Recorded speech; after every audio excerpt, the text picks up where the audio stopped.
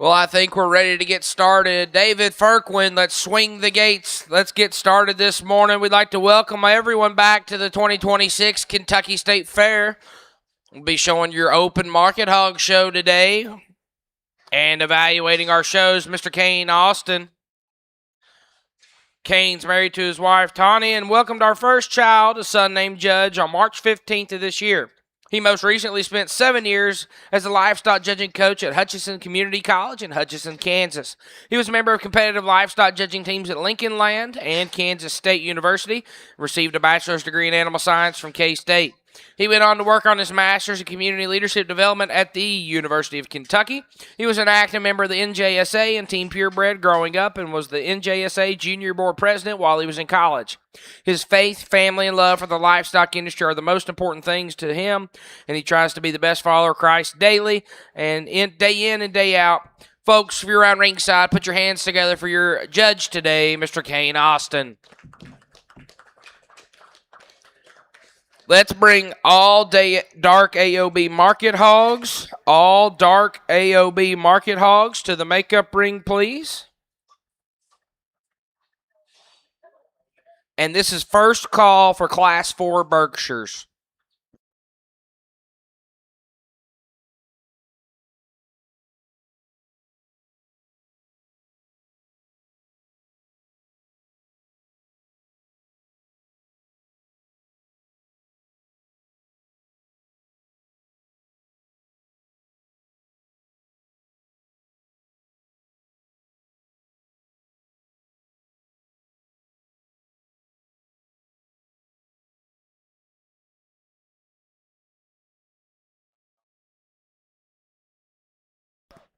Kiddos, just a friendly reminder to please wear your back tags today and make sure that they are the correct number for the hog you're showing.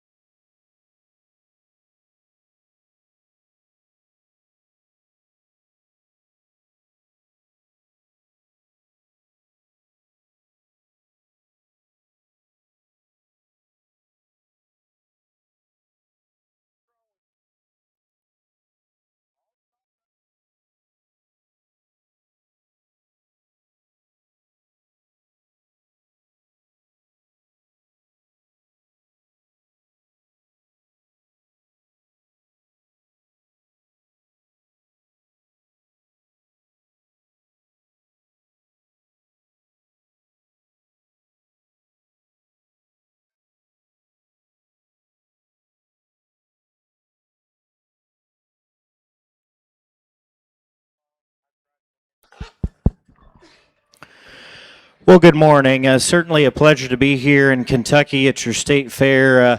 We'll have some comments as we go throughout the day, but certainly meant a lot to get the call and come back to a place where I spent a couple years working on a master's and met a lot of great people when I was here in the grass state. And it also means a lot just to step in on the green shavings. Growing up, coming to the Summer Spectacular that was here for so many years. One of my first national shows. It was my first national show to ever attend, and actually had the opportunity to judge Summer Spectacular Bears earlier this summer, but it was in Indianapolis. So it's really, really special and very humbling to get to come back and step in here at Louisville still this summer. I think we got a good way to start the morning in these light OPBs or AOBs.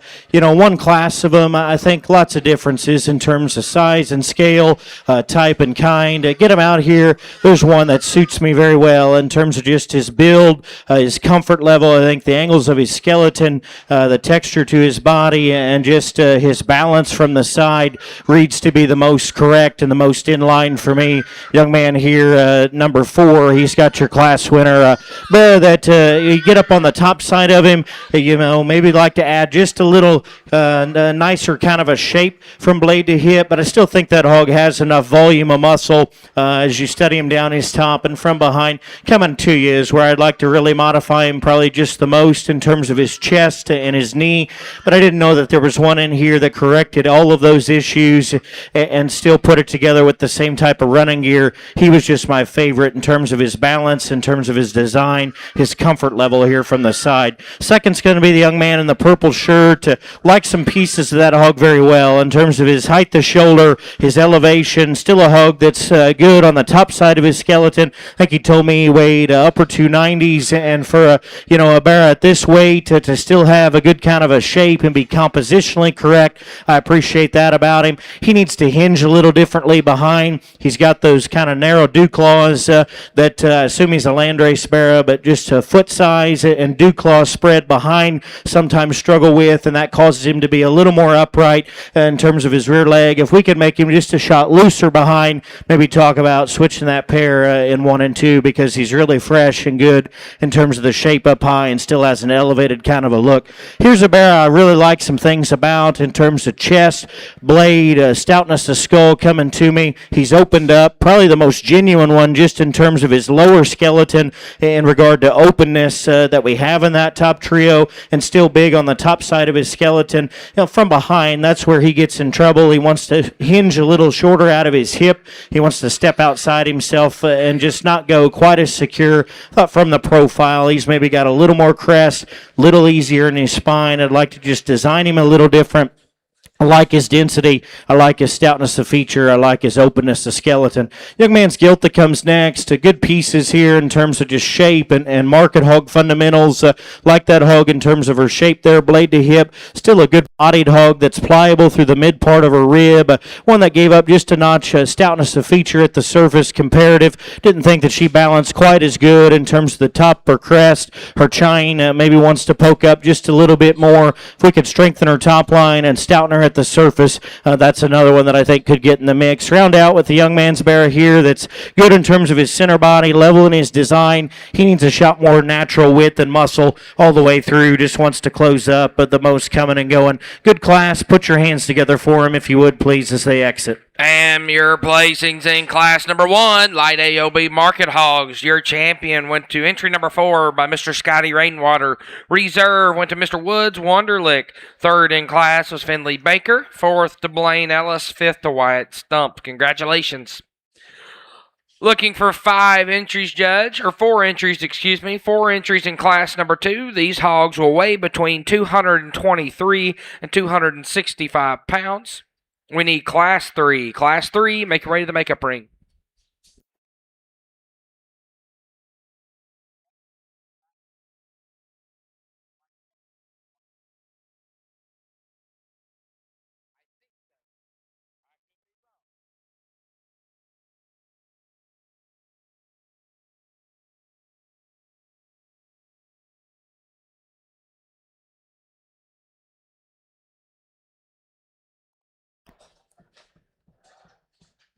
We need class number 3 dark AOBs. Class 3, please make your way to the makeup ring. Class number 3.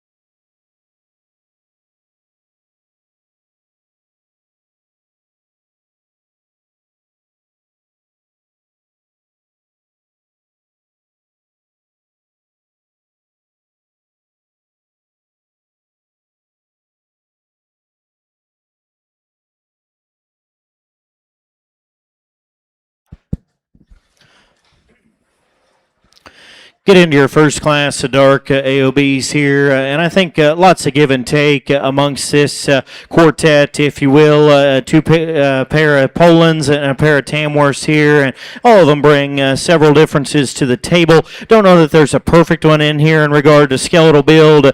Do think the one that just puts together the most unique look in terms of stoutness of skull, openness of skeleton, muscularity, still has a balanced look from the side. A young man's Tamworth Barra here is going to go ahead and win. If we could could lengthen his hip just a shot and set him a little bit more inbounds in terms of where his hock sits in relation to the plane of his hip and his stifle, then he would suit me a great deal. But I still thought in this particular class, he's the one that put together the most good that I'm after. Between the Polands, I think there's some give and take. Both of them need to be set back just a notch in the angle of their blade. Both of them need to hinge a little differently off both ends. So if you say reach and flex is a wash, or the one that's stouter and more opened up, more genuine muscle and heavier structured is the young man in the pink. He's going to go ahead and be second. I like that hog in terms of his spread and his mass up high. You can get behind him for as much as he's got in terms of just shape and spread. His hock's still square. I just wish that he hinged a little differently out of his hip and his rear leg. Up front was where I had more issue with him. He needs to set back in his shoulder.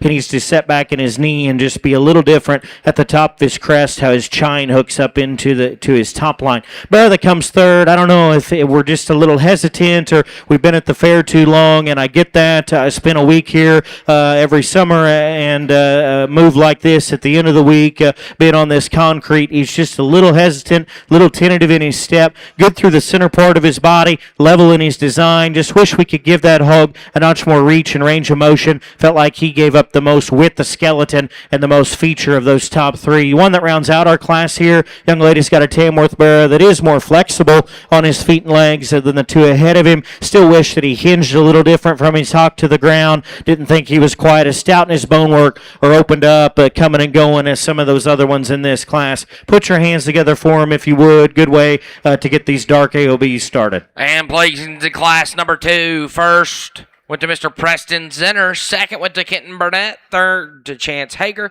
fourth to Jackson Shoemaker. Looking for 4 entries in class number 3, Judge. These hogs all weigh approximately 285 pounds. Following that, we'll select your champion reserve, champion dark AOB. So this is second call, class number 4, Berkshires.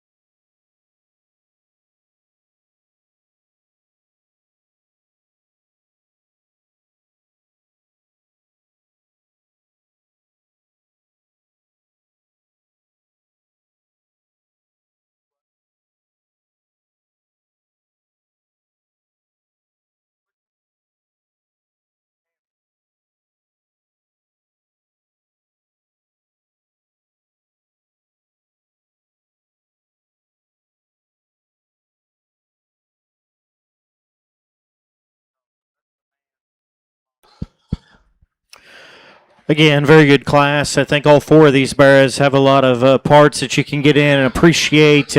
Yes, it boils down to a pair of them for me. And again, we're comparing apples to oranges a little bit here in this particular setting. Hampshires and Tamworths together, not something you're going to see quite often. I think there's a lot of give and take amongst this top pair, though.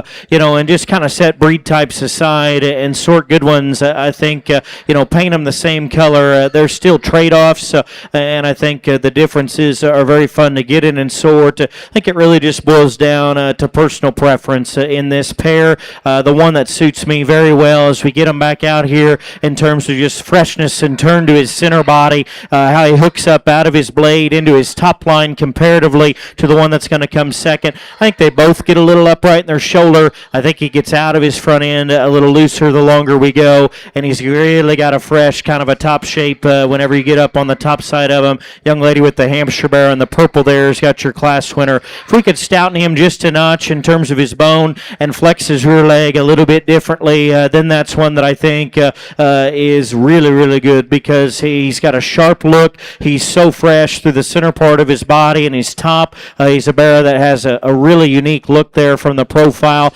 Just would like to stouten him ever so slightly in terms of his hind leg and flex his rear leg a shot differently, and that is where the young lady's Tamworth Bear has an advantage. Comes out, he's got a big hip, he's square to the ground. He's one that does have just a shot more toe spread and a shot more base width there as he leaves us, and from the side, unique kind of a head shape and skull. I like that about him. Still got a big forearm, and he's dense in his look. I didn't think that he hooked up quite as good right out of the backside of his shoulder in relation to our class winner. I didn't think that hog, when it really got down to it on the top side of their framework, had as much true fresh shape at this stage, but that's still a very, very good hog to go ahead and land second. One that comes third just kind of runs into two of them here ahead of him that are a little sharper looking. I like a lot of things about this young man's Hampshire. Really good through the center part of his body, pliable, just a productive kind of a look that still spreads wide from his blade back to his hip, still sound and comfortable off both ends of his framework. Didn't think he was quite as attractive there about his head and crest, got a little plainer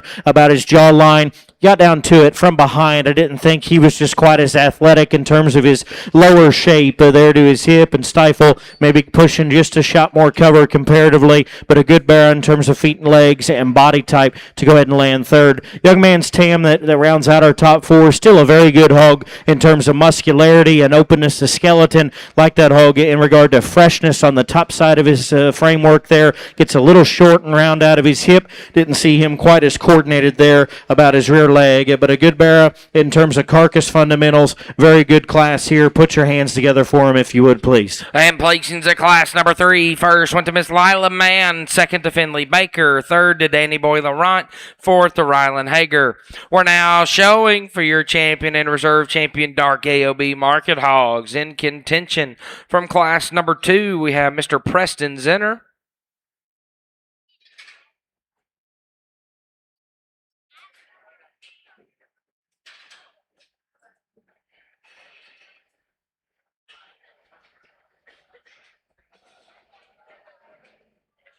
And from class number 3, Miss Lila Mann. Put your hands together for those two individuals.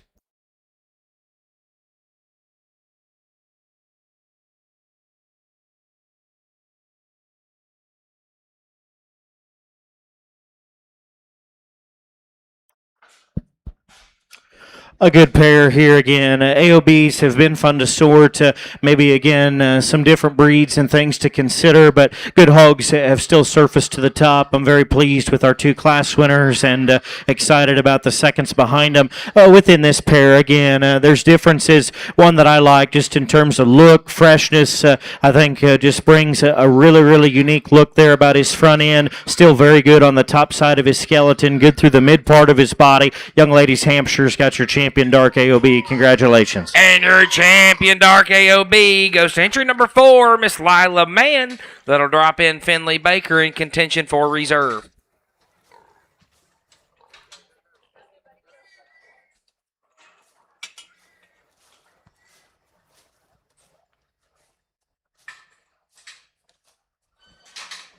We drop in that second place from the heavy class, and got a pair of Tamworths here to sort that I think offer, again, some unique trade-off. Young man's lightweight. I like his skull. I like his chest. I like the turn to his body. Again, talked him in class, maybe just behind, like to set his hock a little square and make him just a notch longer out of his hip. I still think a good bear in terms of width, the skeleton, and density. Young lady, second place there to our champion. Like his skull shape, like his look up front. Still got a good hip and rear leg as we talked, and I think in terms of where these two sit in regard to their range of motion behind, he is the looser one. Talked him in class, like to set him back just a notch the angle of his shoulder. I think you could say that about both these pigs. He is still my second favorite one though in this particular breed. Young lady, second heavy. He's got your reserve. Congratulations. And your reserve champion Dark AOB Market Hog goes to Miss Finley Baker. Congratulations. Let's put our hands together one more time for all of those Dark AOB Market Hog exhibitors.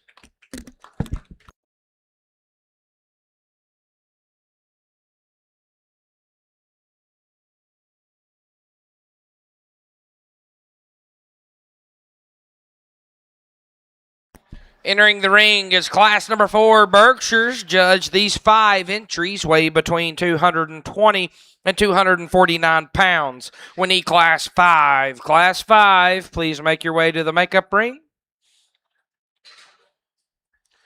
Duroc exhibitors, there's just 2 classes of Berkshires. There's only 2 classes of Berkshires, so this will be the first call for class 6 Durocs.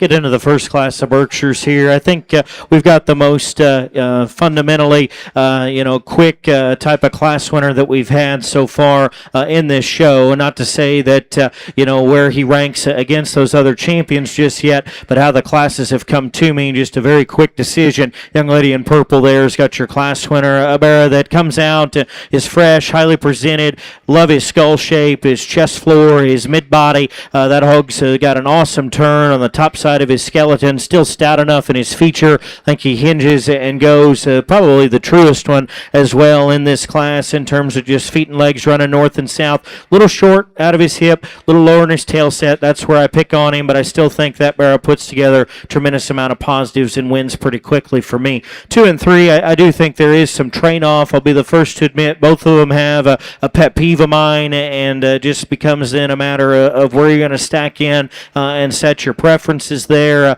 Young Mansborough is going to go ahead and be second. I like that hog better than the gilt in terms of just how he transitions from his blade back into his forerib. I like that hog in terms of his levelness of design. He's flexible on his feet and legs. To get behind him, we've got to open him up and give him a stouter kind of a rear leg. That's where I pick on him. I don't think that just leaving us, he's quite genuine enough where he needs to be, but I felt like he had just a shot more reach and flexibility and just a square kind of a hind leg than a few others that we have in this particular setting. The young lady's gilt, I like her shape. She is more muscular on the top side of her skeleton than the hog that precedes her there in 2. We've got to transition her better from the point of her elbow there into her forerib. Just gets a little tight there in the shape of her body, and then from behind wants to push her hock too far outside herself for this particular judge. We got to square her up, leaving us. Same can be said about the young Mansborough here in 4. Good through the mid part of his body, got spread and muscle up high and back out through his hip. Get behind him. He wants to push his hind leg out,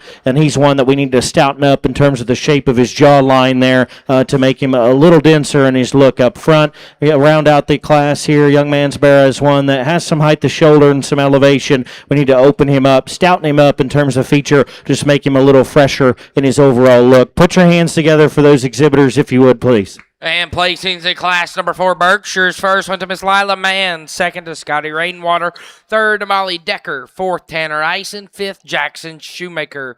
Looking for 5 entries in your final class of Berkshire's, Judge. These hogs weigh between 250 and approximately 285 pounds. Following this, we'll select your champion reserve, champion Berkshire. So second call, Durox. Second call, class number 6.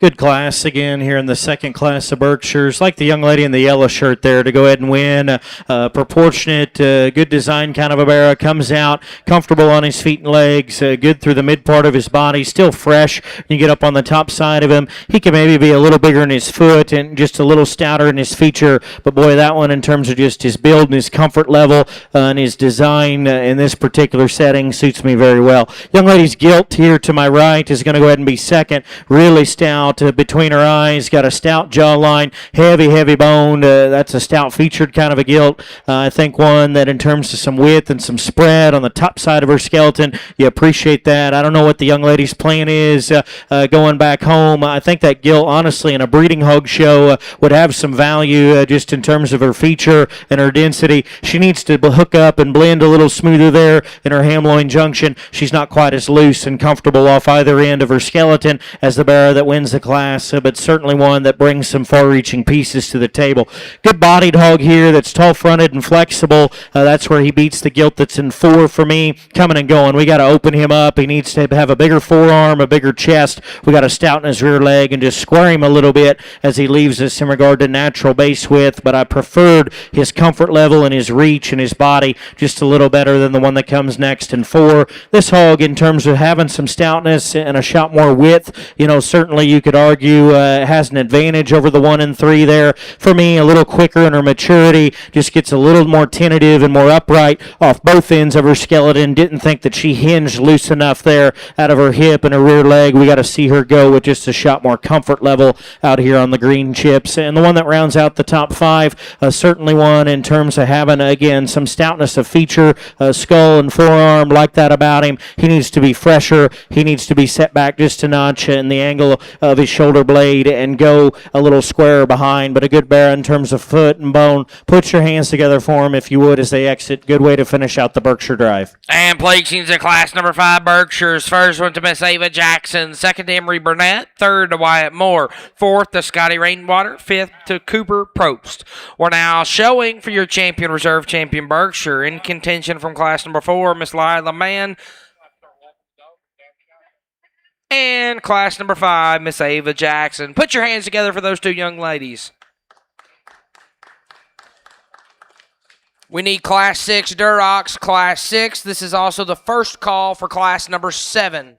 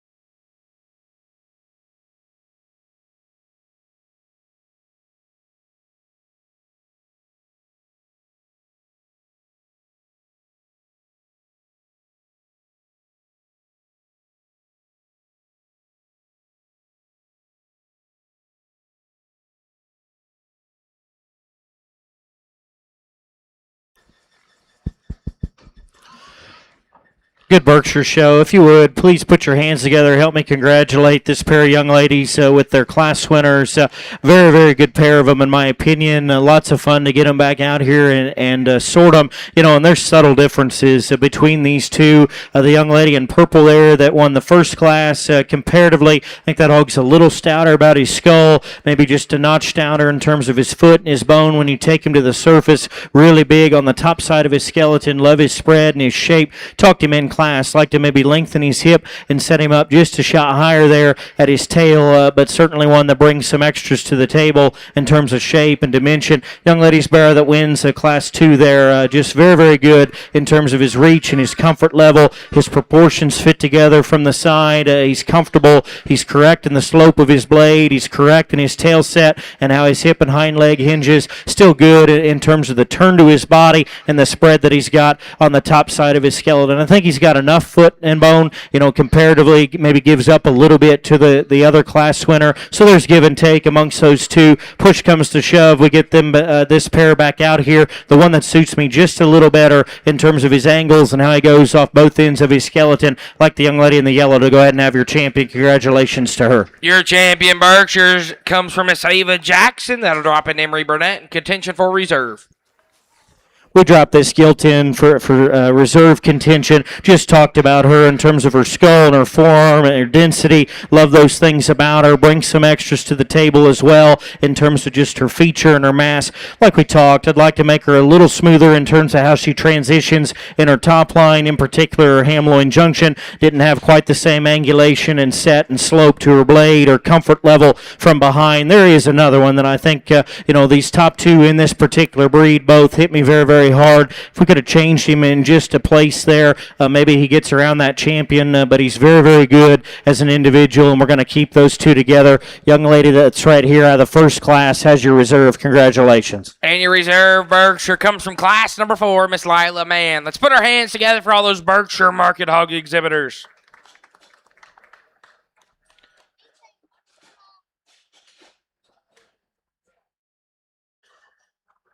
Coming in next are those Red Hogs, class number 6 Durocs, looking for 7 entries.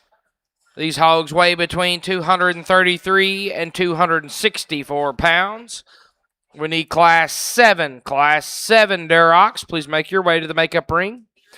Following that, we'll select your champion reserve champion Durocs.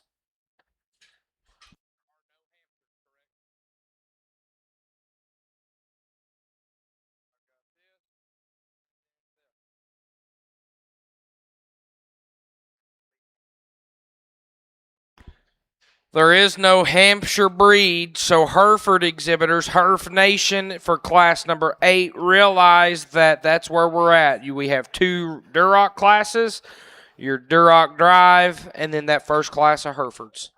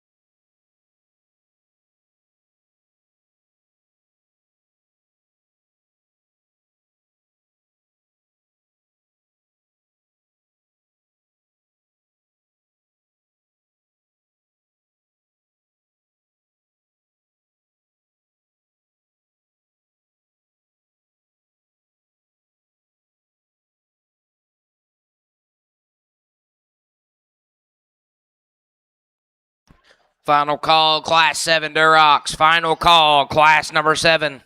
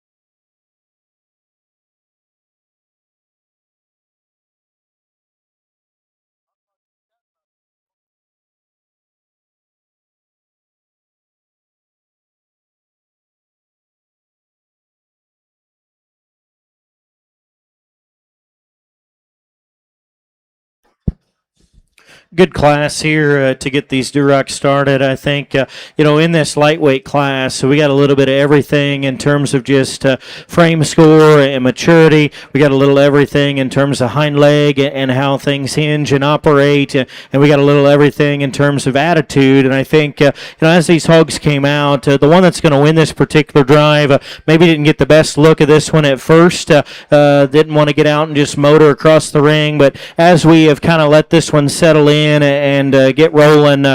She, no doubt, puts together a really unique look, a fresh kind of a shape, and I think has the best hip and rear leg working in her in this particular drive. Young lady there in the center of the ring with the gilt is going to go ahead and win this particular class.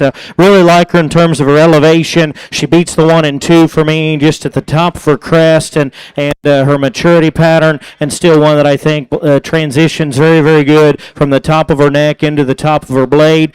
Squareness of build, comfort level, still having enough stoutness to her skull and her forearm and her foot size. I like all those things about her. She's not as just robust through the center part of her body. If you wanted to say she's a little just greener looking through her mid-body, I wouldn't argue with you too much, but I think at this stage of the game where we're at from a maturity and a look and still a feet and leg standpoint, she was my favorite one. Young lady here in the yellow is going to end up second. Some big-time pieces there, in my opinion, in regard to skull and jawline, forearm. I love that hog in terms of just the spread and mass that he offers on the top side of his skeleton when you study him from blade to hip. Comparative to our class winner, I didn't think he was as good. Just right at the top of his neck and how he transitioned into his shoulder, I didn't think he was quite as good in regard to his reach and his range of motion off either end of his skeleton in regard to our class winner. A little more upright there off both ends. Like to clean him up down there in his crotch just a little bit as well. That's not why he goes second. More about build and maturity pattern, but still a very, very good pig to go second in this class. One that comes third, different in terms of his length and his frame score here, and I appreciate that. He's got an extra shot of growth. That's what this breed is supposed to do, and so I think you got to appreciate him from that standpoint. Still got a tough look there coming to you in terms of chest and skull. Got up on top of him. Didn't think he had quite as much true shape as those two that were ahead of him from behind. It felt like he was just searching a little more the longer we went in terms of where his hock and his rear foot will sit at times. A little different in terms of the shape of his hock from the side as well in regard to those two ahead of him, but certainly one I appreciate in regard to having some extra grow, good in terms of his body, flexible enough out of his front end, and still I think a hog that covers a lot of basics very, very well. One that comes out next here in 4, if we could give him a shot more foot and bone to match the muscle that he's got on the top side of his skeleton, we might talk about moving him up a spot or two. Huge chested, big bladed, love the center spread, awesome rib cage laid into that guy. Just didn't think as we took him to the surface he was quite a stout in regard to his foot size and his bone. I think that throws him out of proportion just a little bit. He's naturally just a little lower fronted and a little rounder hip than those ones ahead of him as well, but a good bear there in terms of freshness, rib cage, and muscularity. One that comes next here in 5, like some pieces of this hog, long fronted, stout in his jawline. He's a bit heavier structured and bigger footed than the one that precedes him from the side. I didn't think he balanced up quite as good. A little lower at the top of his shoulder, a little shorter and a little steeper out of his rump. Would like to set him down just a notch there in his chine bone as well. But a good pig in terms of comfort level and foot size to go ahead and land 5th in this class. 6 and 7 here, still good bears, just maybe pushing a little past 12 o'clock for me. I'd like to freshen them both. This one I need to pick up on his front pastern, square him up just a notch in his rear leg, but he's really heavy structured and stout in his bone work.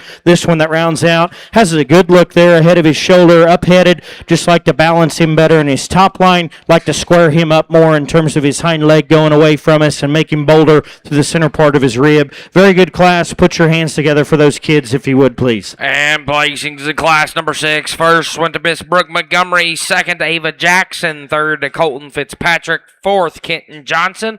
Fifth, Adeline Jackson. Sixth, Brooke Montgomery. Seventh, Savannah Moore.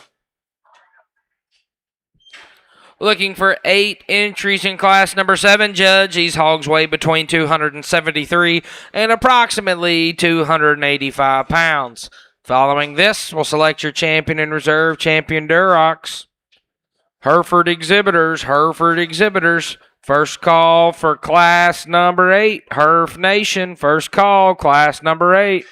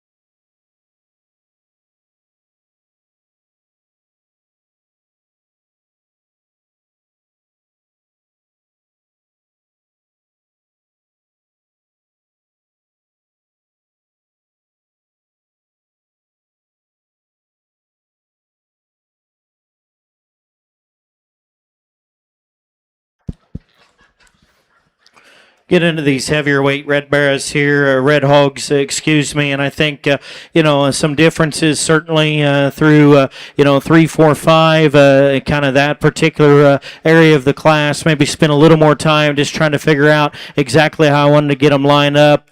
I think there's one that wins and does so pretty quickly. About 3 steps in, stoutness of feature, openness of skeleton, still good through the mid part of his body, and has a pretty decisive advantage, in my opinion, in regard to foot size and reach and comfort in this particular setting. Young lady off here to my left has your class winner. Congratulations to her. One that I think, again, just wins pretty quickly. Barra that's good through the mid part of his body, dense in his feature, square coming and going, and still one that's got a good look there as you step off to the side. Young lady here in 2, I like this hog in terms of his elevation, good in his jawline, his top of his crest, still a late maturing look at this stage of the game for a big red one. I think in terms of muscularity and shape on the top side of his skeleton, he's got an advantage there. And I thought just reach and flex, that's where he kind of worked his way up in this particular class. Didn't see him quite as stout in his feature. He could be a little bigger in terms of his bones, but certainly one in this particular setting that's flexible, that's fresh, still has a good look. Young lady's bear that comes third, I like a lot of things about him.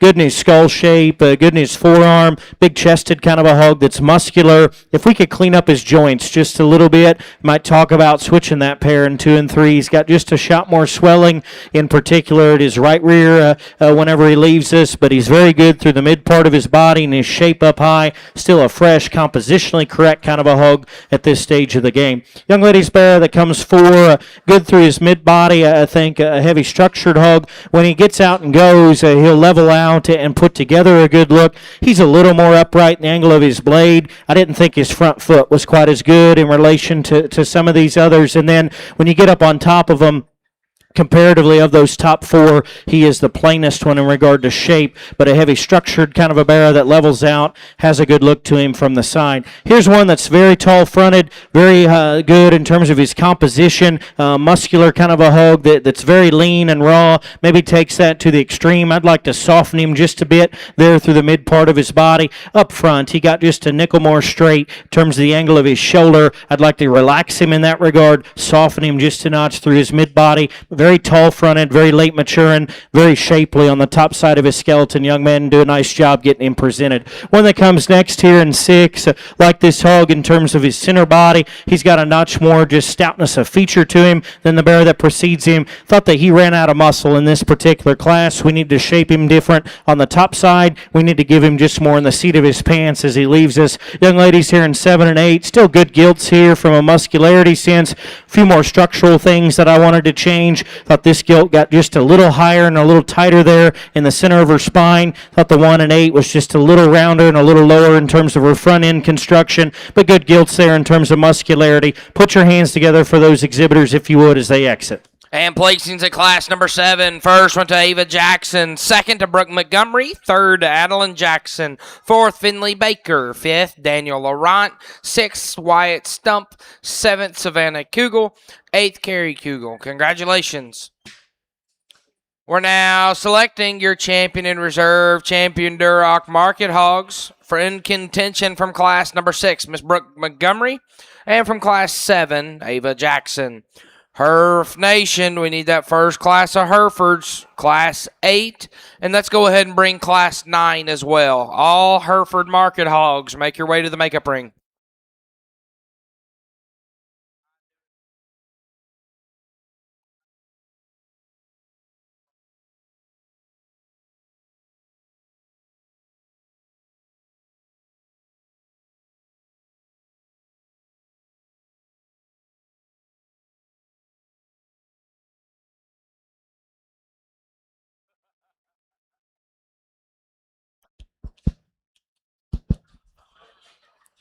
good pair of these, and I think within this breed, definitely certain differences to sort through. Lots of differences to sort through in both of those classes, and I think that's true no matter where you go across the country right now. In the Duroc breed, it's a little bit like stepping in and sorting, a boar tour to some extent. There's a lot of differences, but I still am very comfortable with the pair of these that we get up to towards the front in this particular drive. A good pair of them here that I think can, kind of complement each other in certain ways. There is one, a very, very good movie, one of my favorite movies, and I think holds true, for the state that we're in, Secretariat, whenever they bring that horse to run at the Kentucky Derby. Big Red comes out here and I think just fits the bill in terms of stoutness of feature, look, and flexibility. Young Lady's Heavyweight is your champion. Congratulations to her. Your champion, Duroc, comes from class number 7, Miss Ava Jackson. Congratulations. That'll drop in Brooke Montgomery in contention for reserve.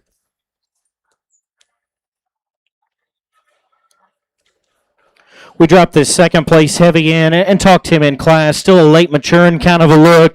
That's good in terms of his topside shape. Like to stouten him just a notch in terms of his bone work. Maybe he gets just a little easy there in his top line, but a good barra from a feet and leg standpoint and a muscularity standpoint. The other one that I think, again, took us a little longer maybe to just evaluate this one as she came to us in class, but as she settles in, there's really, really good pieces in this one in terms of feature and look up front, freshness of shape, not quite just the same center cage, and part of that is not quite as much maturity as the champion, but still a very good hog in terms of look and freshness and design. Young lady with the lightweight there, she'll be reserved. Congratulations to her. And your reserve Duroc comes from class number 6, Miss Brooke Montgomery. Congratulations. Let's put our hands together for all those red market hog exhibitors.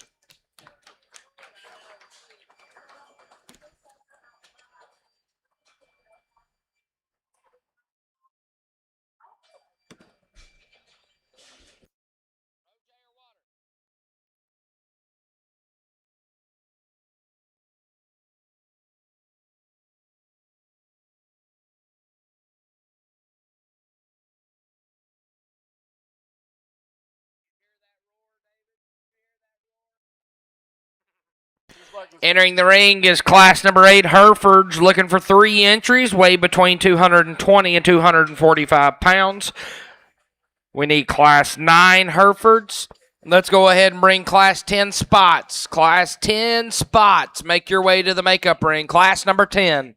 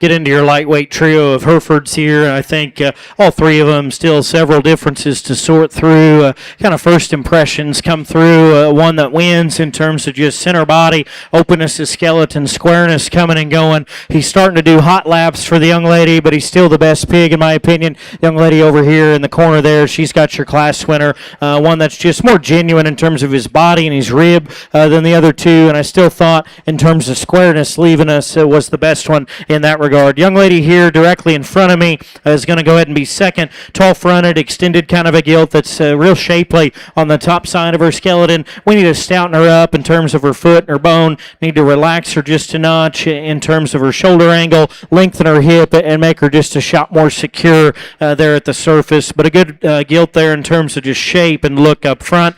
Young man here that rounds out our top three. Level design, a good pig in terms of center body, coming and going. We need to open him up, make him stouter in terms of his bone and his foot size, and just give him a shot more internal dimension all the way through. Please put your hands together. Help me congratulate those Hereford exhibitors. And placings in class number 8. First went to Ashlyn Ison, second to Bree Colston, third to Jackson Shoemaker. Looking for 3 entries in class number 9. Judge, these entries all weigh approximately 285 pounds. Following this, we'll select your champion and reserve champion Herefords. We need class 10 and 11 spots. 10 and 11 spots. Make your way to the makeup ring. We are not pausing between Yorkshires and crossbreds. We're going to roll right into our crossbred show following our peers. So crossbred exhibitors, just know that there is no break.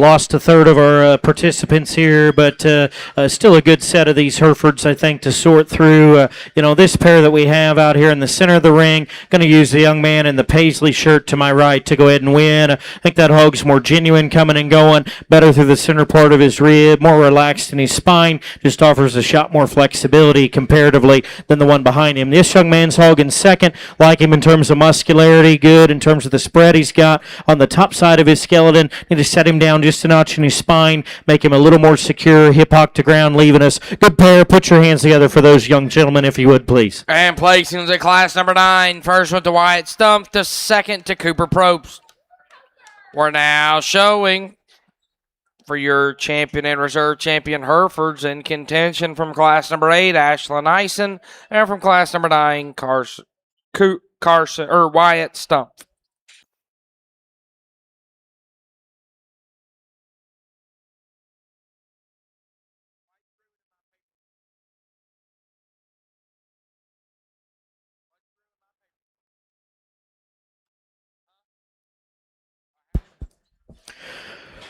Here in your Hereford division, I think this pair of them, we get them out here, and certainly, within those classes, they were the pair that suit me better from a feet and leg standpoint. I think there's one that just is more genuine coming and going, more flexible in terms of his rear leg, and I think in terms of just where this one's at from a rib and body and freshness standpoint, puts together the most good. He maybe doesn't want to act the most like a show pig, but I think he is the highest quality one. Young lady out of the first class has your champion. Congratulations. Your champion Hereford goes to Miss Ashlyn Ison. That'll bring in Bree Colson in contention for reserve. We dropped that second place in, and again, talked her look and her shape.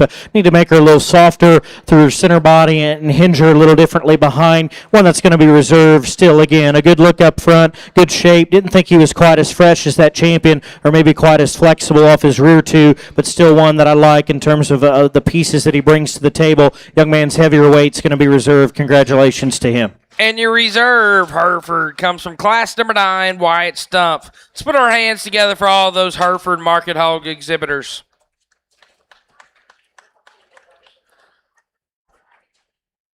Looking for 3 entries in your first class of spotted market hogs. 3 entries. Judge, these 3 hogs weigh between 225 and 250 pounds. We need class 4 spots. Following that class, we'll select your champion and reserve champion spots. So, Class 12 Yorkshires, White Pigs, Class 12, make your way to the makeup ring.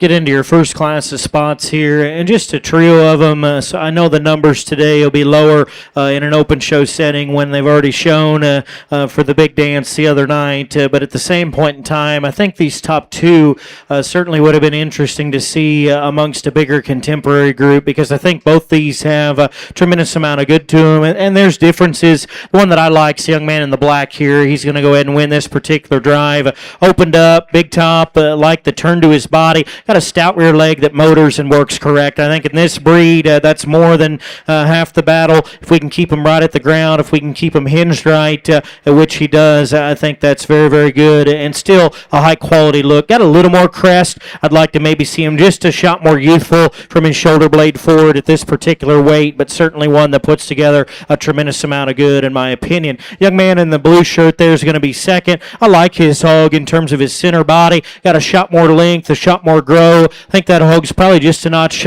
later in his maturity pattern than the one that wins, and I appreciate that about him. With that, I didn't think he was quite as athletic about his rear leg in comparison to the winner. Didn't think that he consistently got his rear foot and his hock back past his tail and his hip quite as consistently, but certainly won in terms of his spread and his center rib, his mass, his extra shot of grow there. I think just needs to easily fall second, and still, young man, you've done a nice job in terms of presentation and getting him ready for the pig show. One that comes next here in third, a muscular bear that's good on the top side of his skeleton, opened up, coming and going. We need to see him just a notch nicer in his balance and his design from the side. Little plainer about his head, jawline and crest, a little rounder out of his hip, kind of runs into two ahead of him that just bring a little more extras to the table. Still a good bear, though, in terms of width and genuine muscle content. Let's put our hands together, please. Congratulate that first class of spotted exhibitors. And placings in class number 10. First went to Court Flock. Second to Danny Boy Laurent. Third to Harper Triplet. 4 entries in class number 11. Judge, these hogs weigh between 260 and 275 pounds. Following that, we'll select your champion reserve champion spots. We need class 12 Yorkshires. Class 12, please be in the makeup ring.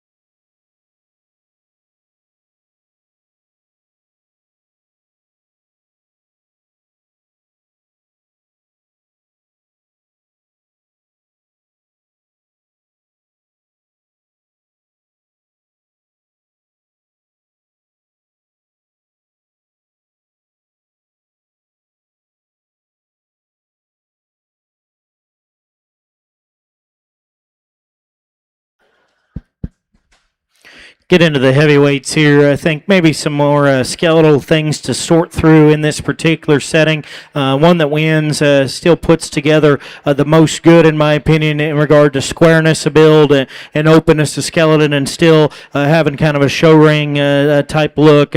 Young man in the pink's got your class winner, heavy structured, stout featured. Felt like in relation to the ones below him there, his Hawk just set him a little more appropriately in regard to squareness, leaving me. We could make him just a notch truer on his front foot coming to me. Maybe change just the shape of his skull and his crest ever so slightly, but that's a stout heavyweight spot bearer that still gets out and motors the most comfortably in this particular setting and needs to win because of it. Young lady here closer to me is going to be 2 with a gilt that is good on the top side of her skeleton in regard to shape and spread from blade to hip. Like that hog coming to me, even a nickel better than the winner in regard to front foot strength and just squareness there right at the surface, leaving us. We need to square her up in regard to her rear leg. We need to make her a little truer there from her hock to the ground. Just give her a shot more feature in relation to the class winner. Young lady's hog in third. Again, front 2/3, I think, have some quality there in regard to look and extension, blade forward, freshness and boldness there through the mid part of his body. Still muscular and opened up. Then we get behind him and we're just too far out of bounds in terms of where his hock sits. We got to square him up, make him more acceptable, leaving us there, hip hock to ground. One that rounds out the class. Again, a shapely, muscular kind of a hog. Got some terminal incentive there. We need to set him back in his shoulder. Need to make him bolder there in his forerib. Didn't think he was quite athletic enough in regard to how he uses his hip and his rear leg behind. Put your hands together for those exhibitors, if you would, in that second class of spots. And placings in class number 11. First went to Nash Wonderlick. Second to Brooke Montgomery. Third, Savannah Moore. Fourth, Brooke Montgomery. We're now showing for your champion, reserve champion, Spotted Market Hogs. In contention from class number 10, Mr. Court Flock. And from class 11, Nash Wonderlick. Final call, class 12. Final call, class 12, Yorkshires. This is your first and second call for class number 13, Yorkshires.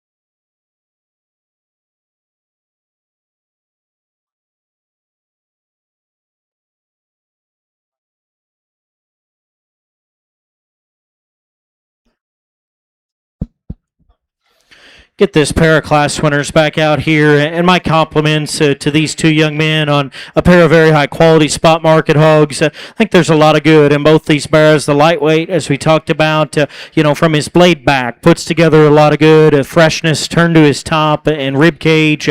Really got a square and flexible kind of a hip and rear leg, and one that coming and going I thought was good at the ground in regard to feet and how they hit the shavings here. His head and his crest, again, I'd like to change just the shape of that, especially at this particular weight. I think the young man told me he's 230-ish range, 240. Just at that particular weight, got a little more crest, a little plainer about his jawline, and that is the place that I pick on him. The heavyweight's one that comes out heavy structured, flexible in regard to rear leg, so much mass on the top side of his skeleton, and leaving us, and one that I think at this particular weight, in this particular breed, it's hard to get him to this weight and make him correct enough. His front foot's not perfect as we talk, but still more than acceptable in my opinion, and thought that his bone, his rib cage, his density, and his flexibility all still keep him in proportion at this particular stage of his life. I like the heavyweight to be your champion. Congratulations to him. Your champion Spotted Market Hog goes to Mr. Nash Wonderlick. That'll drop in Miss Brooke Montgomery in contention for reserve. We dropped the second place heavyweight gilt in and won again. We talked mass and muscle, openness of skeleton, all those things are positives. Like to square her up just a notch, leaving us. I did think it was close between those two class winners for champion and reserve, and even though this one is giving up some fighting weight there, still a tremendous amount of quality. Love him from his blade back. Think there's a tremendous amount of good in this one. Young man with the lightweight there has got your reserve. Congratulations to him. And your reserve spot market hog goes to Mr. Court Flock. Congratulations. One more time, put your hands together for all those spotted market hog exhibitors.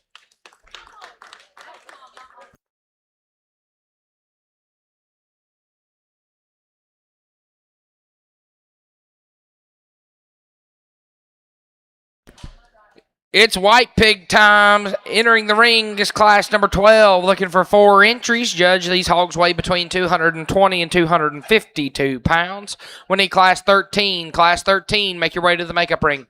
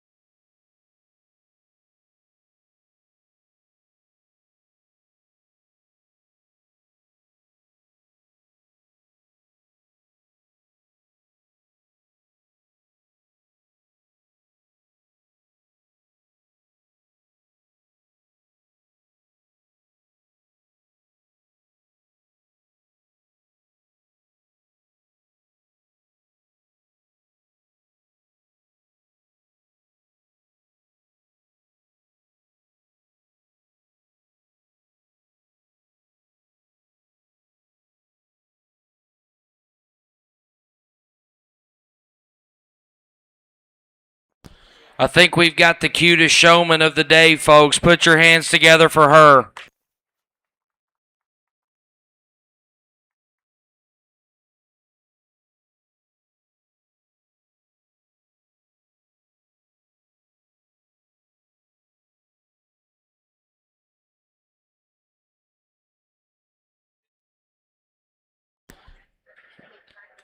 Jason, I'm glad you didn't wear the same breeches she did this morning.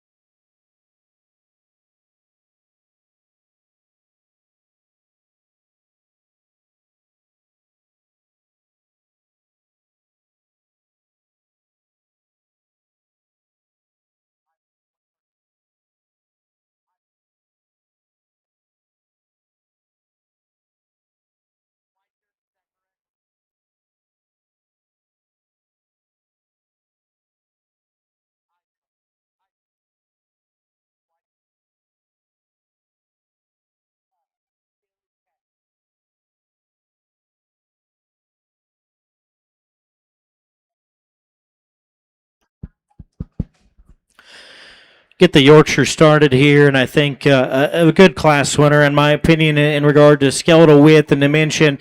Still one out here acceptable in regard to front foot strength and still motors with enough comfort. The tag team, a showman here with this barrow, is going to go ahead and win this particular drive. Like this hog in terms of his spread, his mass, his dimension. Get on the top side. He's overwhelming in this particular setting, and still one puts together a tremendous amount of squareness going away. Maybe it could make him a shot more attractive through his front end. Let's put our hands together, congratulate that young lady and her helper out here for doing a great job. In second, I've got the young lady in purple, '07 there. In terms of bone and feature, I think that that particular hog matches. We need to fix him on his front foot. We need to make him just a little more comfortable the way he motors out of his front end assembly, but he's heavy structured. He's got density. He's one that still, in this particular setting, thought it had a notch more squareness leaving me than the one that comes third. The young man's gilt here in 3, like the shape and muscularity on the top side of her skeleton, still some stoutness to her jaw, like that about her. Wish her foot size and her ankle and her forearm just matched a little better. We could stouten her to the surface, leaving me. That's where she needs to be squarer and just more inbounds in terms of where her hock and her rear foot sits. One that comes next in 4, long, extended, about his front 1/3, level in his design. Just gets a little more upright in terms of the angle of his blade, a little straighter in his hock, and then coming and going. We need to stouten him and open him up, just give him more internal dimension. Put your hands together again for that entire grouping there in that first class of Yorkshires. And placings in class number 12. First went to Isla Schweitzer, and the best showman of the day, folks, Miss Tilly Cassie. Second went to Avery Stewart. Third to Preston Zenner. Fourth to Jackson Shoemaker. Looking for 3 entries in class number 13, Judge. These hogs weigh between 278 and approximately 285 pounds. Following that, we'll select your champion reserve, champion Yorkshires. We're not taking a break between pures and crosses. We are not taking a break. So first call, class 14 crossbreds. First call, class 14 crossbreds. We will be taking a 5 to 10 minute break at the conclusion of our Market Hog show before our gilts. We will be taking a 5 to 10 minute break at the conclusion of our Market Hog show before our gilts.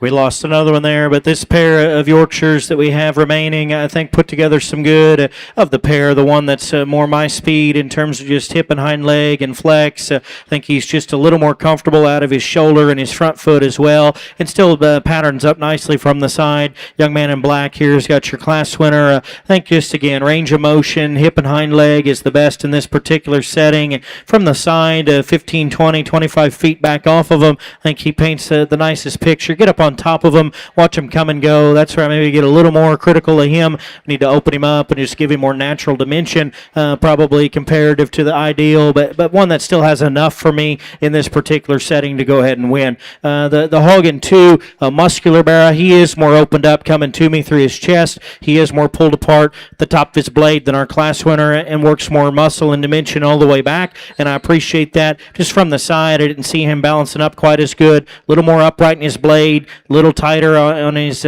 rear leg, and just need to fix him on terms of pasterns at the ground to see him go with a notch more comfort. Put your hands together for those exhibitors in that class if you would. And placings in class number 13. First one to Chance Hager. Second to Emery Burnett. We're now showing for your champion and reserve champion Yorkshires. In contention from class number 12, Miss Tilly Cassie and Isla Schweitzer. And from class 13, Chance Hager.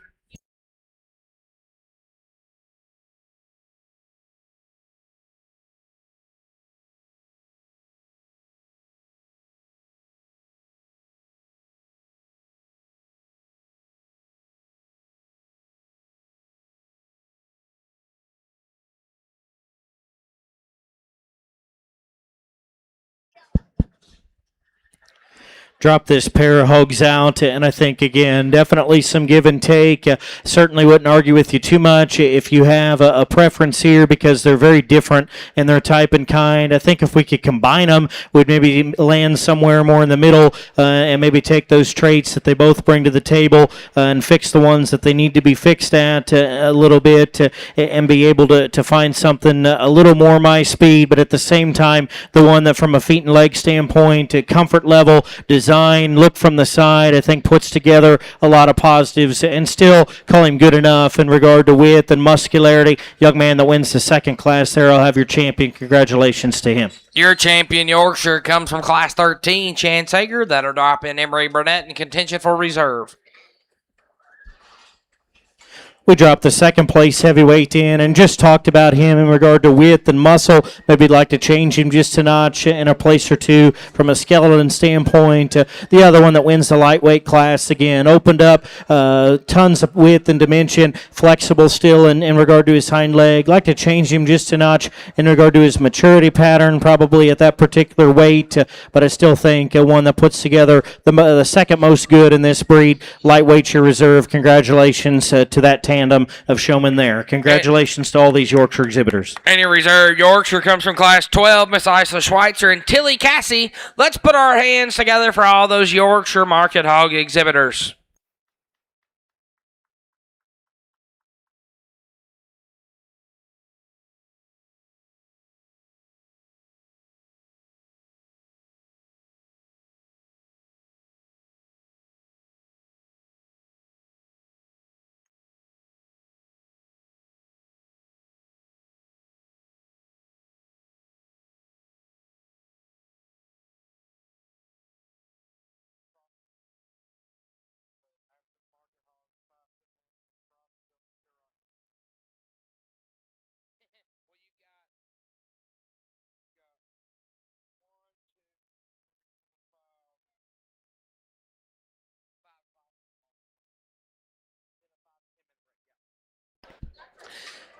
It's crossbred time. Entering the ring is your first class of crossbred market hogs, class number 14. Judge, these hogs weigh between 220 and 239 pounds. We need class 15. 1-5. Class 15, go ahead and make your way to the makeup ring.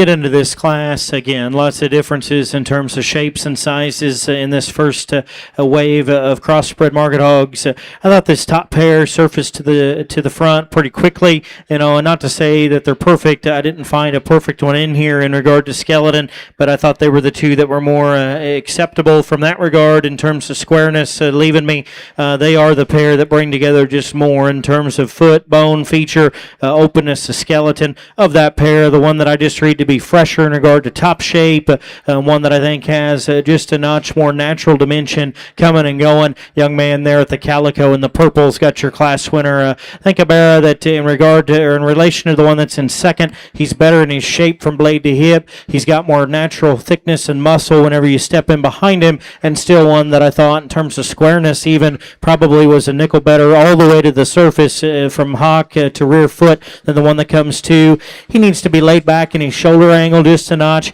We could pick him up and just make him a little more late in his maturity, if you will, in this particular setting, but certainly one that I think puts together the most good for me in this particular drive. The Blue Baron 2, big forearm, stout kind of a rear leg, like that hog in terms of being tall-fronted, runs uphill, if you will, from the side. One that I think still balances well whenever you stand off, 15, 20 feet away from him. Going away, I didn't think that he had quite as much shape down his top and back out through his hip as the class winner, nor did I think he was quite as good in terms of how his rear feet hit the surface, but a good bear there in terms of foot and feature all the way through. One that comes third here, I think there's some good pieces in regard to skull and chest, like that hog in terms of his shape and the turn to his body. Get him behind him, and that's where he needs to be different. We got to square him up and put his hock back within in check there. Still thought his range of motion from the side was good. It's just more of a squareness issue going away that gets him put third in this particular class.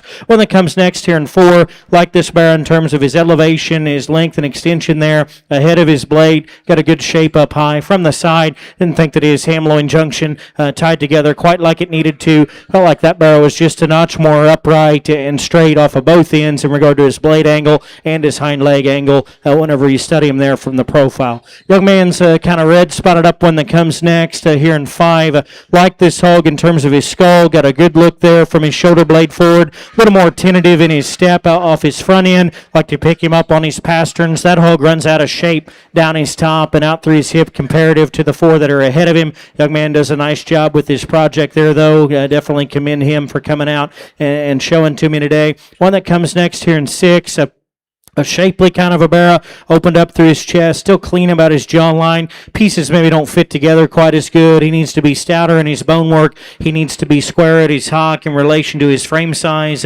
Maybe has a little too much muscle at that particular frame in this particular state and setting here. One that comes next, just he gets a little staler in his look. A big outline, tall-fronted, like that about him. Just got to freshen him about his body and his shape. Hogs and 8 and 9 there.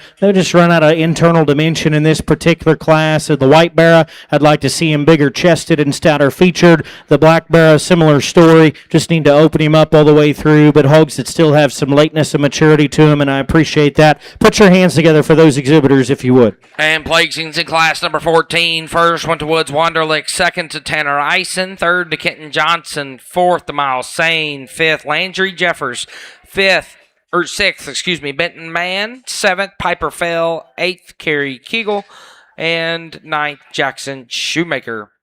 Looking for 10 entries in class number 15, Judge. These hogs weigh between 240 and 266 pounds.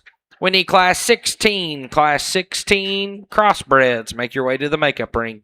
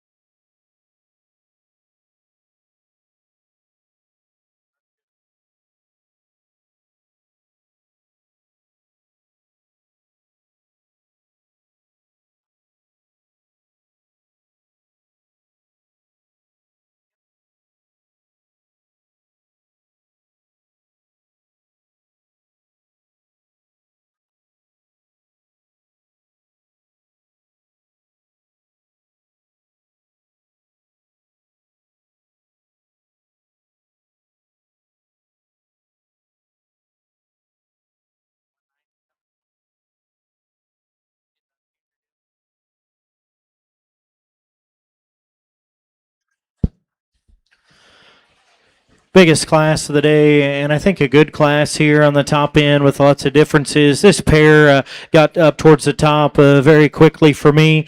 I think they put together just a few more extras in terms of look and design and with the skeleton of that pair, the one that I think just needs to win. He's stouter structured. He's more manly about his skull. He's bigger in his foot. I think his hip and his hind leg hinge a little more appropriately, in my opinion. Young man's belted bear here. He's got your class winner. One that I think puts together a tremendous amount of positives. Good on the top side of his skeleton, bold and robust there about his rib. Heavy structured, and still one as you step in behind is right there on the corners in terms of squareness, leaving me. Wish he'd pick his tail up just a bit. He gets a little steeper out of his rump, but that's getting critical of a barrow that puts together so many positives, in my opinion. White barrow that comes second. Neat look from his shoulder blade forward, like the shape of his head and his crest. Good shape and muscularity on the top side. Comes back to a really big upper hip.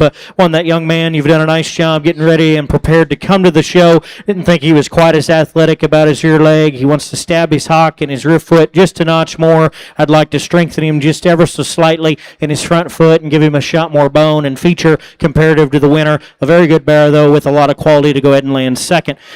Sock-footed gilt that comes next, a good shape on the top side of her framework, a tall-fronted, extended from her shoulder blade forward, a little tighter in her spine, wants to hinge just a notch more there in her ham-loin junction than I would term ideal, but opened up, muscular, felt like she got ahead of several of them in this class, just being a muscular, fresh-presented kind of a hog that still was square-built coming and going. One that comes next, young man's got a wider belted gilt here, very comfortable on her feet and legs, very good through the center part of her body, just kind of runs out of horsepower in this particular lineup in regard to those top three coming and going. Need to open her up, give her a shot more genuine muscle on the top side of her skeleton. Thought she got just a nickel planer about her head and her crest as well, but a good gilt there from a feet and leg standpoint to go ahead and land where she does in this class. Young man's gilt in 5. If we could square up her hind leg and make her a little truer about her hock placement, I might think about switching the pair in 4 and 5. She's got a good look. She's got more muscle and shape than the one that's ahead of her. Just need to put her hock back in check. Need to set her rear feet down just a little more consistently and true to the surface. Young lady here with a black gilt does a really nice job getting her going and presenting her very shapely, very muscular kind of a hog that's still flexible. Thought she ran out of bone just a notch in this particular class. I'd like to stouten her jawline, give her a bigger set of feet and legs to go ahead and move up, but a very, very good gilt there from a shape and freshness perspective. 7 and 8, thought these hogs were similar. Young lady's barrow here in 7. Big and pliable through the center part of his rib cage, square coming and going, gives up some freshness. Need to make him a notch more attractive and youthful about his front end. Young man with kind of the chromed up hog here in 8, heavy bone, stout featured. Again, need to extend him out and make him more attractive in his look up front. Need to give him more natural shape and dimension down his top and out through his hip. Young lady in 9 has one that's stout and productive through his center body. Gets a little quicker in his maturity, a little shorter and rounder out of his hip. Like to pick him up on his front pasterns. Young lady's hog in 10 there. Like him from the side in terms of having some reach and some flexibility. He needs more foot and bone. We need to give him more natural width and muscle. Same can be said about the young lady in 11 there. Like that hog from the side in regard to his reach and his flexibility, but just needs to be a shot stouter in his jawline, come with a shot more bone and feature all the way through. Put your hands together again. Really good class, good set of kids to work with. And your placings in class number 15. First went to Nash Wonderlick. Second to Clayton Heineman. Third, Rylan Hager. Fourth went to Scotty Rainwater. Fifth, Barry Gifford. Sixth, Kenley Trent. Seventh, Ruth Ann Baldwin. Eighth went to Luke Baldwin. Ninth to Charlotte Baldwin. 10th to Jackson Shoemaker. 11th, Corinthian Shoemaker. Looking for 9 entries in class number 16. Judge, these hogs weigh between 269 and 279 pounds. We need class 17. Class 17, please make your way to the makeup ring.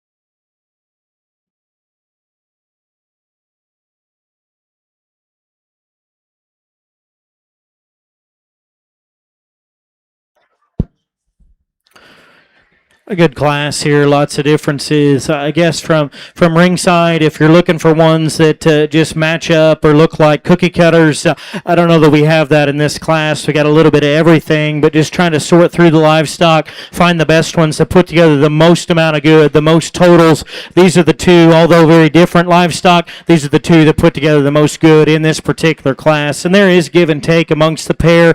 One that suits me better, market hog setting, just width and spread, big back to stout featured, opened up, young man and his helper here. This is going to be your class winner. Really stout skull, big forearm, like the spread and dimension that this bear offers on the top side of his skeleton in relation to the gilt that's into, just more foot and bone when you take him to the surface and just more spread up high, like that hog in terms of his range of motion still. He's not the most attractive one right at the top of his crest that we've seen all day long. He's not the longest hipped one that we've seen, but certainly one that I think puts together a tremendous amount of positives. Young man's calico gilt here, certainly taller fronted, more extended from her shoulder blade forward, cleaner at the top for crest, like all those things about her. Still one that I think plants and goes with the right type of authority off both ends.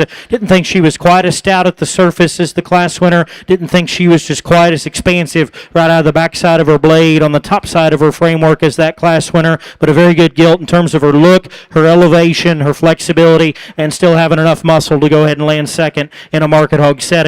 The belted one that comes third here from his hip forward and from his kind of his sheath forward, I guess. I like some things about him. Tall fronted, good shape up high. Think a bear that's still square built coming and going. Get him behind him and just where that gland sits kind of from behind and from the side takes away from his appearance. I want to clean that up and just make him fresher in his overall look to go ahead and get up in the top two. One that comes next here, a calico gilt.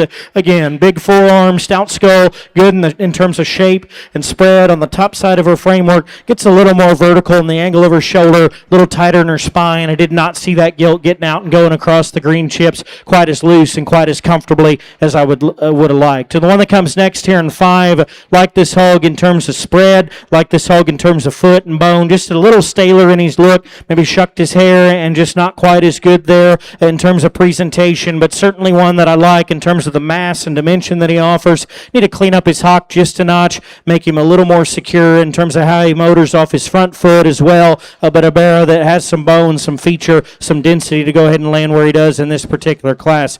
6 and 7 here, hogs that need to be picked up on their front feet, just showing a little more wear and tear there in terms of pastern, but young man's bear here in 6 has got plenty of muscle, good in terms of the top side spread that he brings to the table. Again, just want to make him more mobile, want to make him more agile out here. Young man's hog here in 7, good shape up high, wants to pinch there in his ham-loin junction, gets a little more vertical off of both ends, just need to set him back the angle of his shoulder blade and allow him to go with more reach and comfort. Young lady's hog in 8, another one that's opened up, just need to freshen him in regard to his look up front, gets a little coarser about his joint work behind. Blue bear that rounds out the group, good through the center part of his body, need to make him a little more compositionally correct at this stage of the game, see him leave us with just a shot more natural width and muscle. Please put your hands together for those exhibitors if you would. And placing to class number 16. First one to Ava Jackson. Second to Colton Fitzpatrick. Third to Mr. Ethan Hall. Fourth to Leah Toomey. Fifth, Ashlyn Tingle. Sixth, Preston Zinner. Seventh, Talon Moran.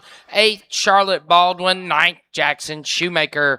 Looking for 5 entries in this class 17. Judge, these hogs will weigh between 282 and 284 pounds. We need Class 18. Class 18, please make your way to the makeup ring. Following Class 18, we'll select your champion, reserve champion, crossbreds.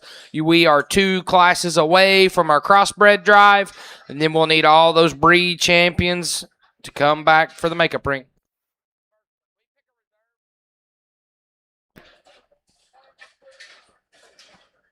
We'll need those breed champions and reserves to make your way to the makeup ring momentarily. Where Class 17 is in, then 18, and then your crossbred drive.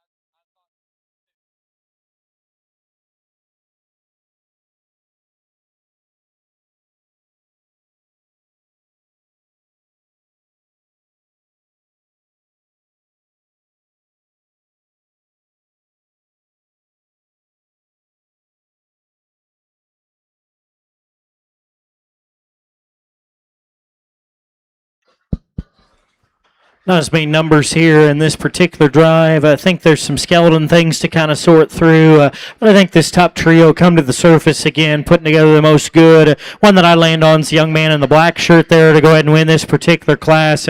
Just the highest quality look about her front end in terms of skull and density. A big chested hog that's really good on her front toe. I mean, that look coming out of the gate.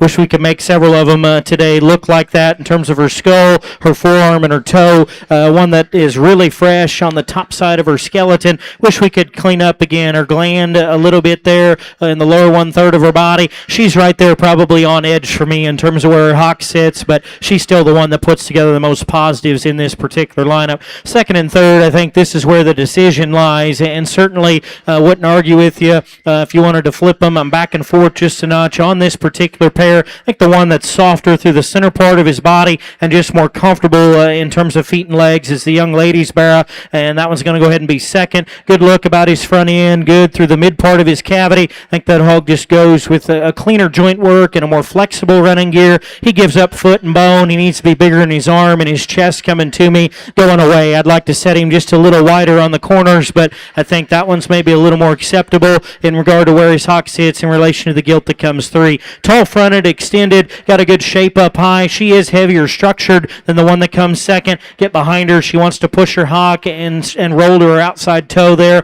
in terms of her weight distribution from the side. I'd like to soften her just a notch through the mid part of her cavity, soften her there in her ham-loin junction, but a muscular gilt that's tall-fronted, extended, has a good look. Young man, you do a nice job getting that one presented as well. Pair of light crosses that come next in 4 and 5 that are polar opposites of each other. A tall-fronted type of a barrow that's extended, needs to be more opened up, but still felt like his hip and hind leg worked in him a little more consistently, and he had a higher presented kind of a look. The one that comes 5, definitely dense in terms of his feature, a little short out of his hip, not quite as good in terms of composition up high at this stage of the game. Good class. Put your hands together for those exhibitors if you would, please. And placings in class number 17. First went to Court Flock. Second to Lila Mann. Third to Mr. Barry Gifford. Fourth, Riley Hollis. Fifth, Eli Sane. Looking for 6 entries in class number 18. Judge, these hogs all weigh approximately 285 pounds. Following this class, we'll select your champion and reserve champion crossbreds. We are picking a grand and reserve market hog. We are picking a grand and reserve market hog. We do have a banner for that. And so we will need all breed champions and reserves to come up to the makeup ring.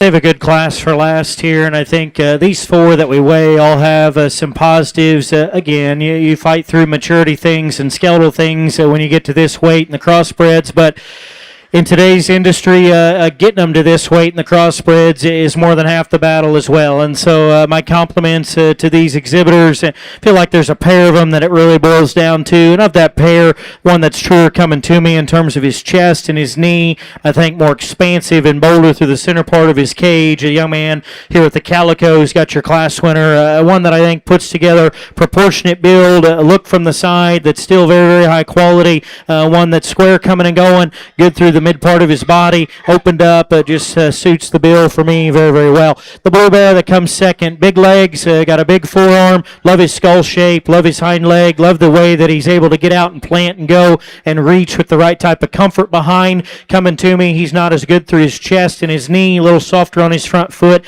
Did not think that he was as expansive right here through the mid part of his body, just the outward curvature to his cavity as what the class winner was, but still a very, very good bear in terms of foot and bone. Love the way his rear feet hit the surface and he plants and goes across these shavings. 3 and 4, again, another close pair in my opinion. Like the young man here, number 37, to go ahead and be in 4. Like that hog in terms of his elevation and his look up front. Good shape up high. His front feet need to be fixed, and just didn't think that he was quite as good out of his hip and rear leg. His body length to his hip length maybe throws him off just a shot. I'd like to make him longer in his rump and just allow him to go with the shot more correct and comfortable kind of a rear leg. One that comes next here in 4, big chested, stout skulled. I like that hog in terms of the spread and dimension that he offers all the way through. He's more upright in the angle of his shoulder. Did not think he was as fresh on the top side of his skeleton as those 3 ahead of him in this particular class, but dense and heavy structured. Good bear to go ahead and land 4. 1 and 5, tall fronted, extended. Like this hog in terms of his extra elevation up front.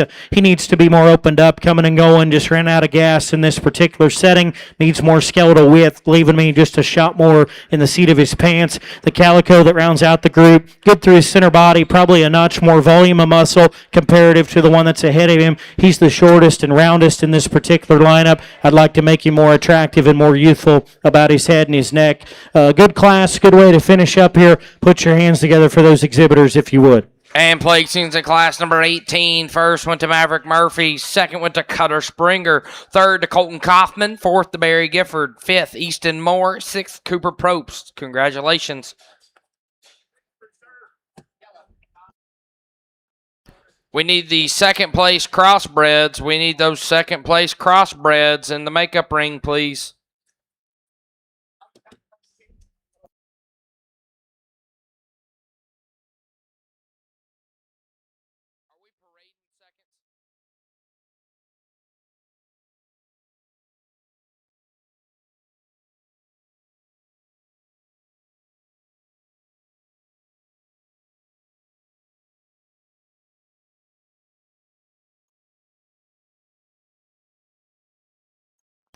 We're now showing for your champion and reserve champion crossbred in contention from class number 14, Mr. Woods Wonderlick. From class 15, Nash Wonderlick. Put your hands together for these exhibitors as their names are called. Woods and Nash.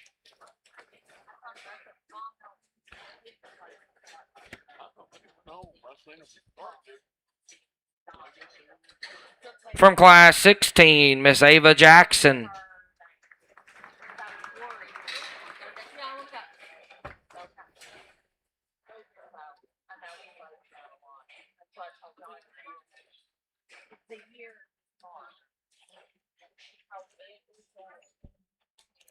From class 17, Mr. Court Flock.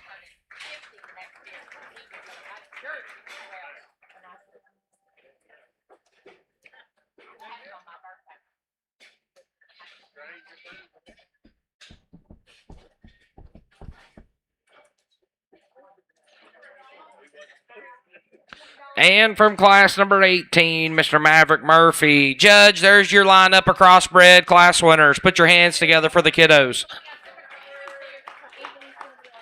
We need all breed champions and reserves. We need all breed champions and reserves in the makeup ring.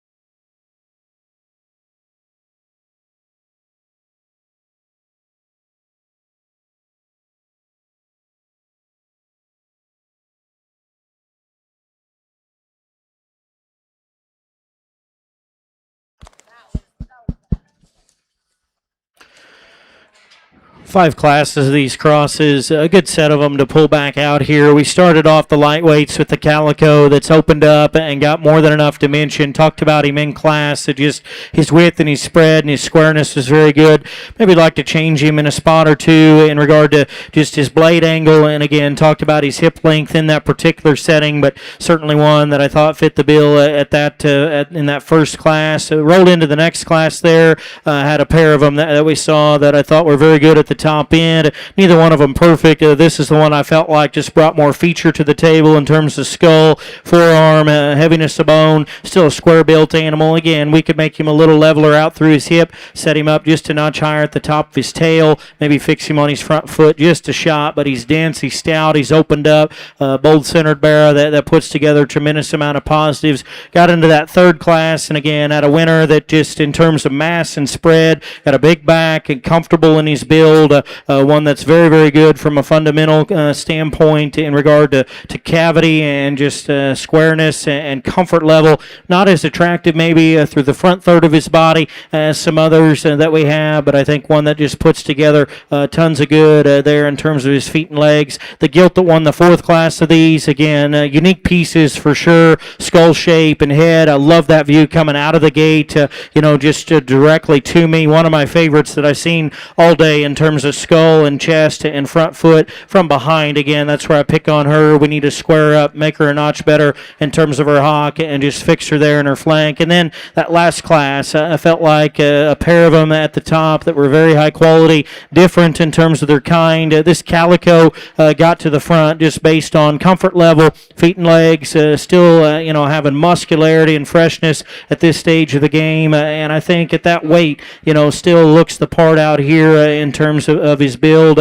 He gives up maybe a shot of skull and a shot of bone. I'll give you that. He's not the stoutest featured one that we have in this particular drive. And so there's differences. That's what I see in him. Hopefully you can kind of see the things that I'm talking about. You don't have to agree with how I've lined them up or which ones I'm going to pick, but hopefully it makes sense in terms of just description, what you're getting. My favorite one is we pull them back out that I think puts together the most good in terms of elevation, squareness, freshness at this stage of the game, and still, I think, just proportions very well. Young man's Calico there that wins the last class will be your champion. Congratulations to him. And your champion crossbred is entry 75, Mr. Maverick Murphy. That'll bring in Cutter Springer in contention for reserve. We are parading those reserve breed champions. So we will need you in the makeup ring first and immediately, please.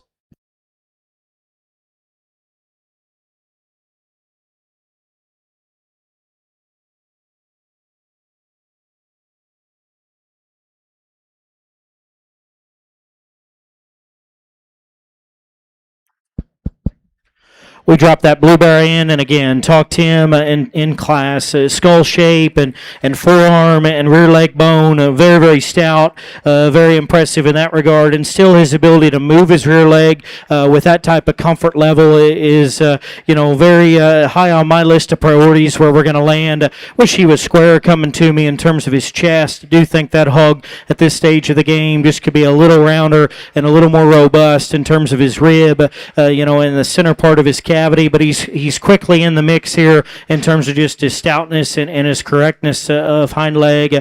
There's another pair of them that I felt like one class 2 and 3 there, that bring together shot more just mass and dimension through the mid part of their body. And of that pair, again, I think there's differences.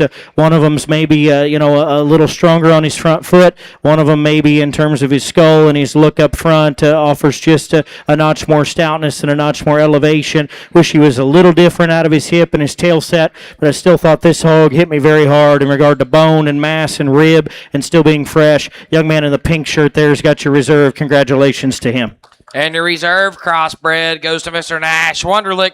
Let's put our hands together for all those crossbred market hog exhibitors.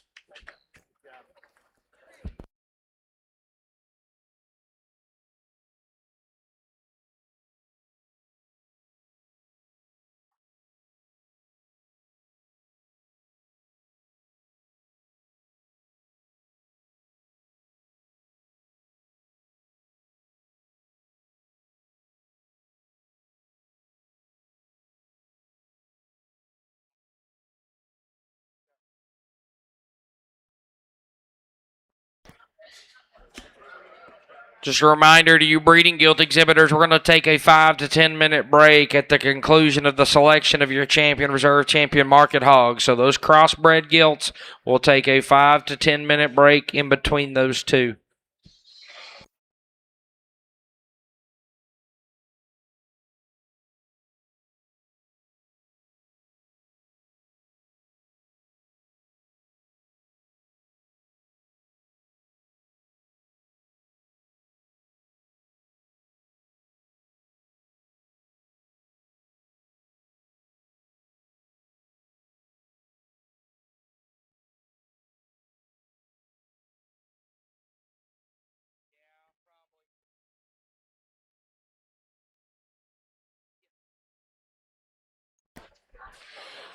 Our order for our gilts today will be crossbreds, Durocs, and then Hampshires. That is the order we're going to go in. Crossbred gilts, then Durocs, then Hampshires.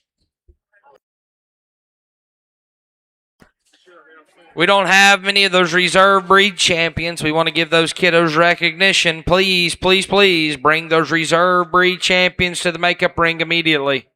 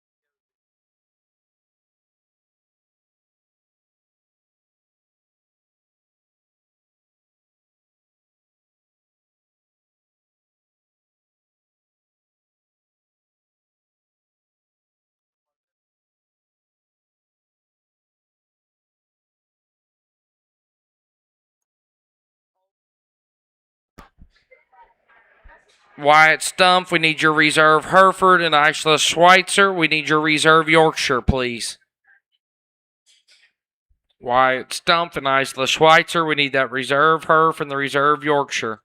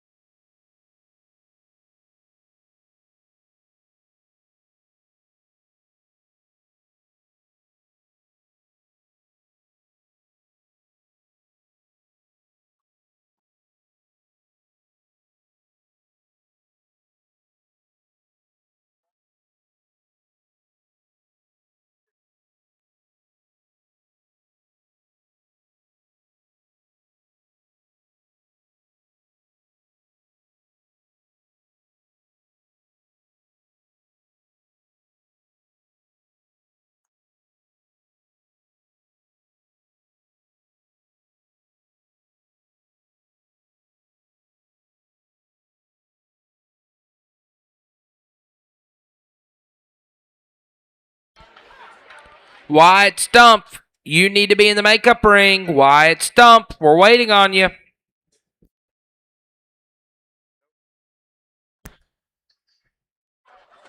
I think we're ready to go, Jason. Let's select your champion and reserve champion Market Hogs at the 2026 Kentucky State Fair Open Market Hog Show. Let's give these kids a round of applause as their names are called, please. Your reserve light AOB comes from class number 1, Mr. Woods Wunderlich.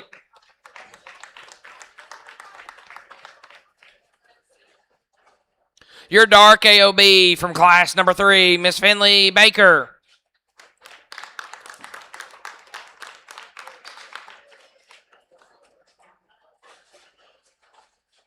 Your reserve Berkshire from class number 4, Miss Lila Mann.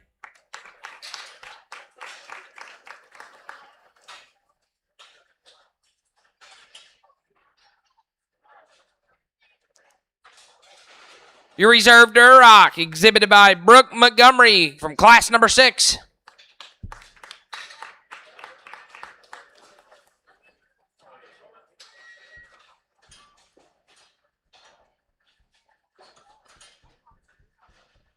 Your reserve Hereford from class number 9, Mr. Wyatt Stump.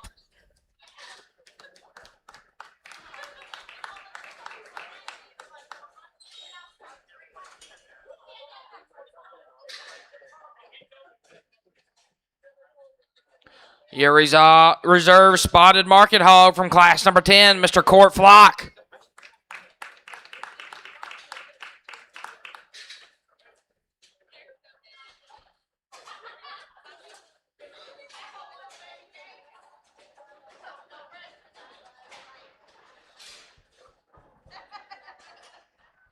Your reserve Yorkshire from class number 12, Miss Isla Schweitzer and Miss Tilly Cassie.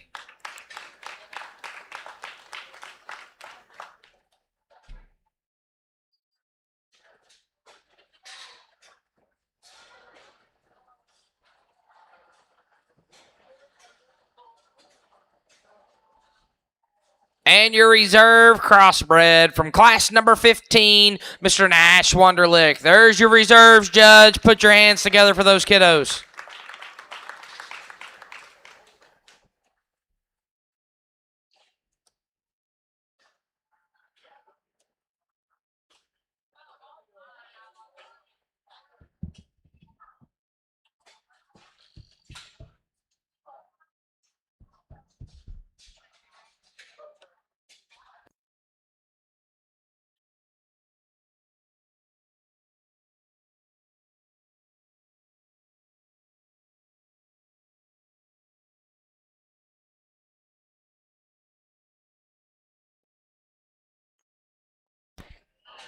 And now your breed champions. Your champion light AOB from class number 1, Mr. Scotty Rainwater.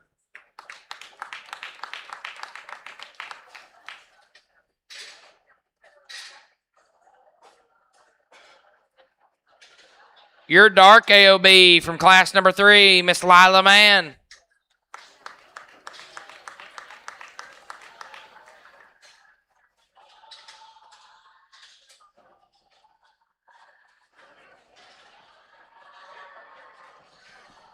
Your champion Berkshire from class 5, Miss Ava Jackson.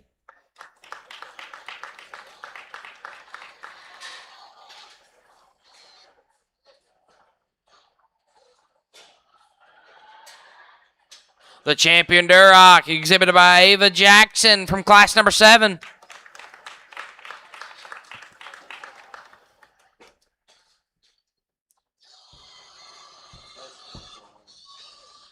Representing Herf Nation from class number 8, Miss Ashlyn Ison.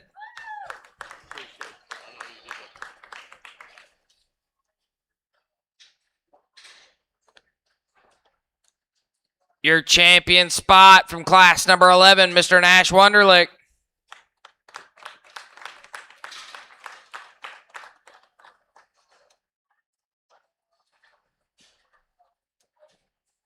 Your champion Yorkshire from class 13, Chance Hager.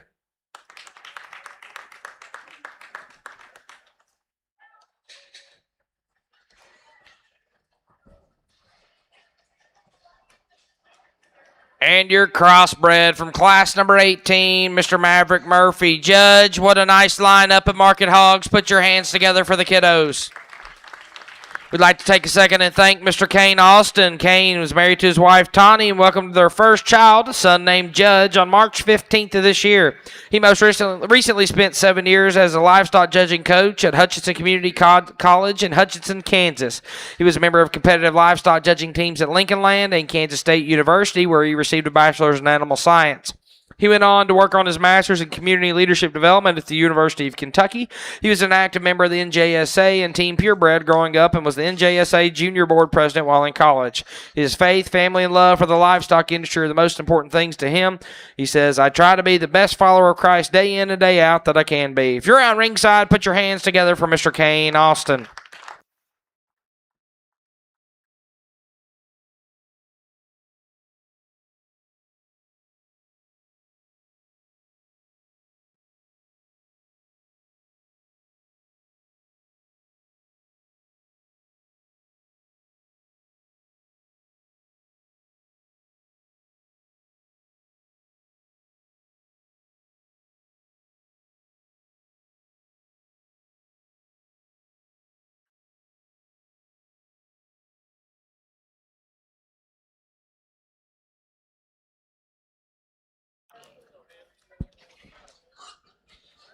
You guys can park them real quick. I'll try to keep this brief. I know that we got, a couple breed shows still to get through after this, and I'm sure there's not much more to be said, after you went through a Grand Drive setting and with multiple species the other night, if you were in attendance for that. But I guess first and foremost, I just want to say to our staff, to our announcer, to everybody that's involved in helping put this show on, thank you. Thank you guys for the work that you do. Thank you guys for keeping things running orderly and smoothly. And let's give them a big round of applause, if you would, and thank them. It says in my bio that I worked on my master's at University of Kentucky, and so with that, I got in on working this ring and show a couple years while I was in grad school, and also helping out at the North American a couple times. And so I know, the week that they spend here to let your kids and let your families have the opportunity to show. And a lot of those times those jobs come without thanks, and more times than not they hear your complaints or your criticisms of something that could have been a little better. We maybe missed the 99% of the stuff that they did right and fail to thank them for that. So thanks for giving them a round of applause, but make sure you tell them on your own time too that you appreciate what they do for your kids. One thing that I'll just leave you with is this, and it says as well, the last part of my bio there, that I try to be the best follower of Christ that I can be day in and day out. And having said that, I can tell you that I still have my fair share of issues in my own life. I'm still a sinner. We all are, but those of us that make the personal choice to accept God and to accept our Lord Jesus Christ into our heart, that is what we really were put on this earth to do, because He created us. We are to live our lives for Him. We are to worship the one true God, Yahweh, the creator of all things, and His Son, Jesus Christ, that was sent here, died on a cross for our sins. To me, that is the most important thing that I can do. If I grab a microphone, whether it's a 10-head show, 500-head show, or something in between, as I've kind of gone through life and experienced things, I've always been a believer. But I now understand that when I get the opportunity to step in the ring, that's a platform, and we can use it for good, or we can use it to make it about us. And I can promise you, I never do these things to make it about me. I want to make it for the kids, and I want to do it to worship the one who created me and gave me these opportunities. So I pray that each and every one of you have a personal relationship with Him. If you have questions about that, I'll be around, and I'd be willing to talk to you. I'm not a preacher. I didn't study seminary, but I can tell you about my life experiences and give you my testimony, and I can promise you there's no one that's too lost to ever be saved by Jesus. So you kids can fire them up. We'll get you a champion in reserve. It's been a lot of fun. This show's been very, very good. I know that maybe takes some of the steam out of it, when you have a grand drive for your junior events the other night. But I had a professor at Kansas State University, one of my first classes there. I'll never forget what he said. We walked into this econ class, and he said 80% of life is showing up. And so you kids that showed up and racked them again and showed them, you're the ones that are getting showcased today. And somebody's got to win that banner, so it's my compliments to each and every one of you for bringing them back out and presenting them. I think it's been good. There's a couple of them that as they come through hit me very hard. There's a pair of them that I think it's very, very close between, and certainly there's some give and take. One that's going to be your champion, I think, just has that much more back shape, that much more shape going away, and still puts it together in a very, very comfortable kind of a skeleton. I like this young man's crossbred to be your champion. Congratulations to him. Your grand champion Market Hog comes from Class 18, your crossbred Maverick Murphy. Congratulations, Maverick. Let her drop in Nash Wonderlick in contention for reserve.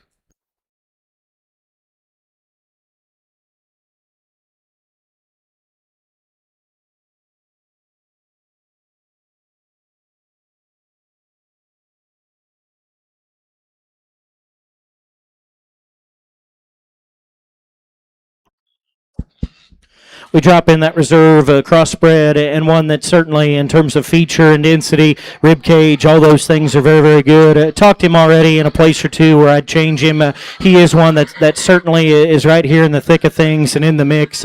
There's another one that I think just does so many good things in terms of skull, in terms of forearm, his reach, his comfort level is very, very good in that breed. For me, where I kind of step in and select on him, I think that just his comfort, his build, his stoutness of feature is very, very impressive. Maybe not quite the same back shape in him as that champion, but he pushed him very hard, in my opinion. I like Big Red over there to be your reserve. Congratulations to her.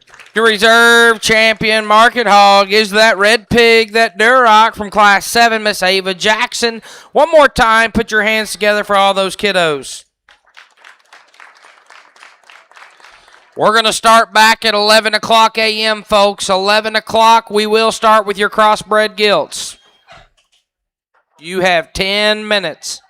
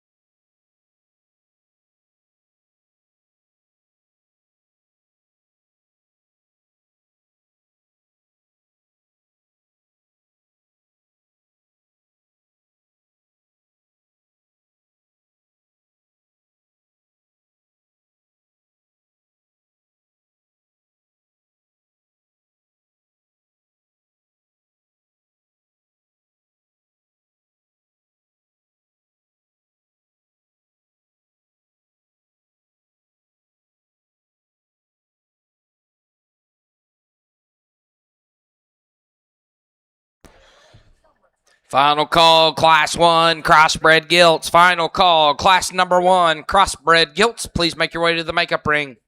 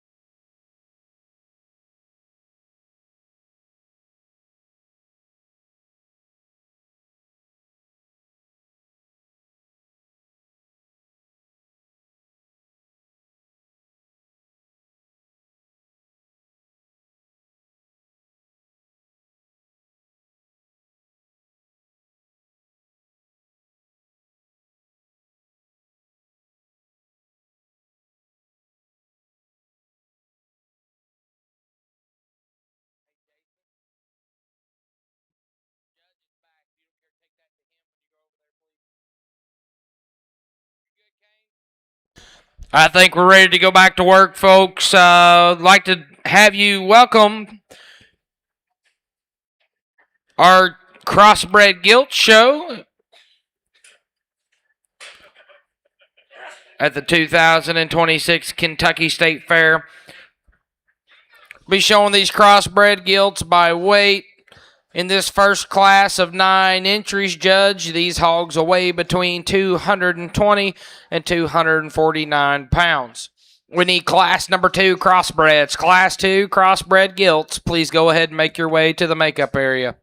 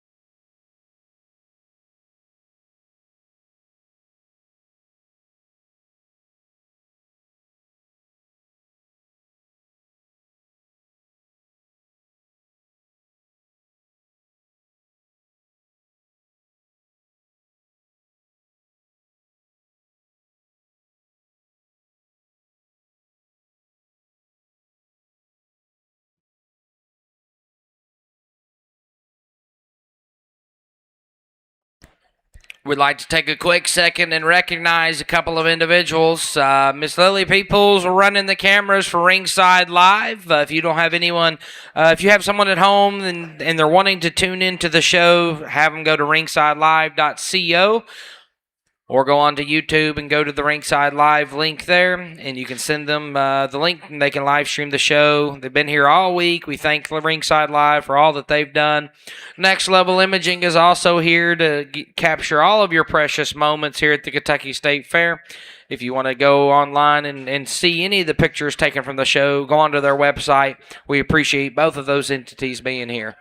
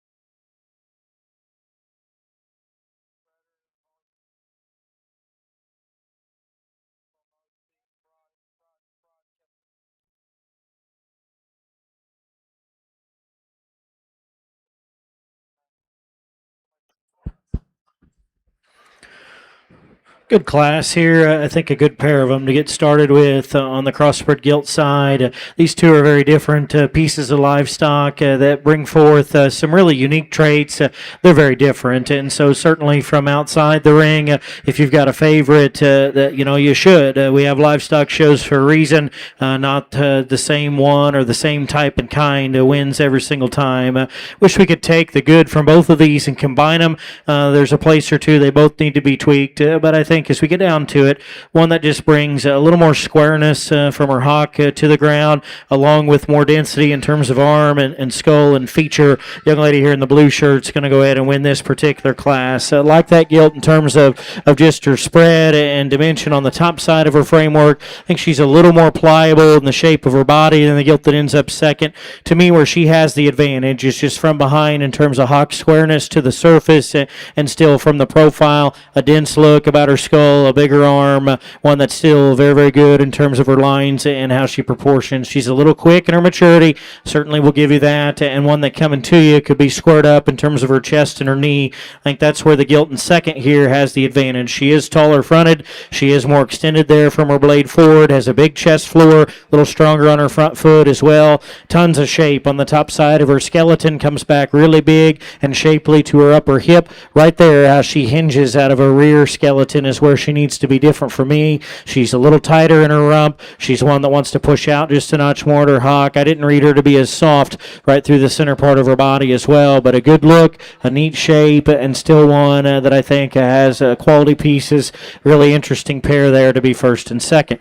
The gilt that comes third here from her hip forward, I like a lot of things about her. Stout skull, tall fronted, good in terms of her center body, level in her design. I like her flag tail that sits up high there. One that whenever she's going away from us, again, I'd like to not only square up her hock and her rear foot and how it hits the surface, but she gives up the most in terms of lower shape as well of those top three. And so that combination of needing to be a little square and giving up a little bit of shape comparative to the two that are ahead of her is ultimately what got her put third. But a good gilt there in terms of her look, her height of shoulder, her stoutness of skull. One that comes next here in four, kind of what you see is what you get type of gilt, maybe not presented and dolled up like some of them.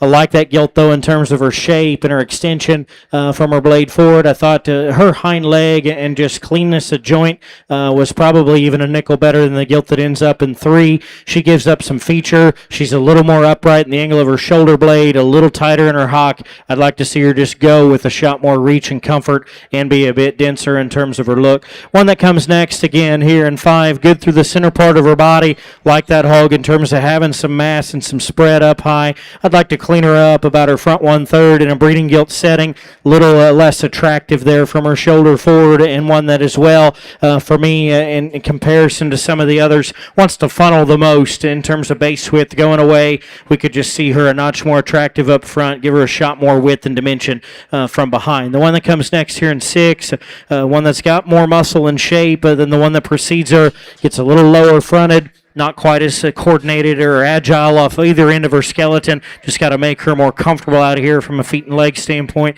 Big scaled, long-sided type of a gilt that's got flexibility here. Gives up some foot, some bone. We need to make her just stouter in her feature, open her up in her chest, give her a bigger kind of a rib cage as well. The one that comes eight, need to clean up her joint work, need to make her later in her maturity pattern. Thought she had just more natural width and dimension. And the gilt that comes nine, young man has one there at nine that's flexible. Again, just need to see her come with more rib, more volume in this particular setting. Gets a little straighter in the angle of her blade as well. Good class. Put your hands together for those exhibitors if you would.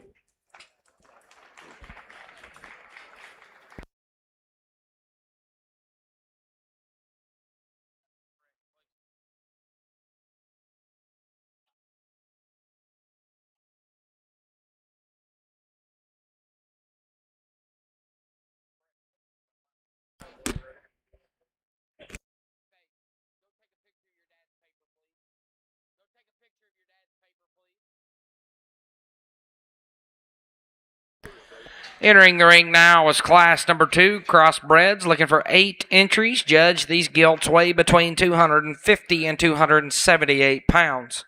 We need class number 3. Class number 3, crossbred gilts. Please make your way to the makeup ring.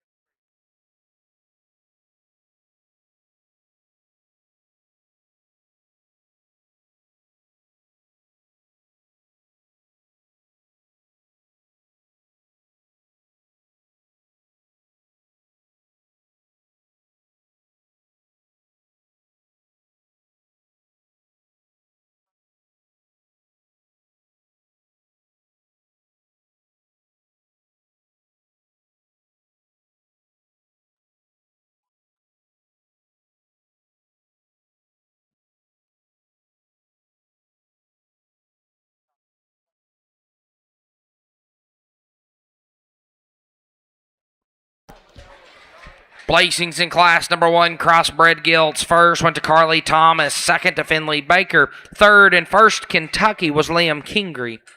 Fourth and second Kentucky was Lakeland Shoemaker. Fifth went to Scotty Rainwater. Sixth to Brantley Shoemaker. Seventh to Jackson Shoemaker. Eighth to Waylon Ginn. Ninth to Jackson Shoemaker. 8 entries.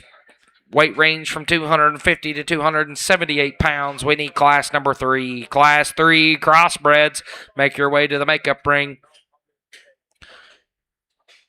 Duroc exhibitors, there will be a 10-minute pause between your cross gilts and your Duroc gilts. Be a 10-minute break between your crossbred boars, 10-minute break between your crossbred boars and your Duroc gilts.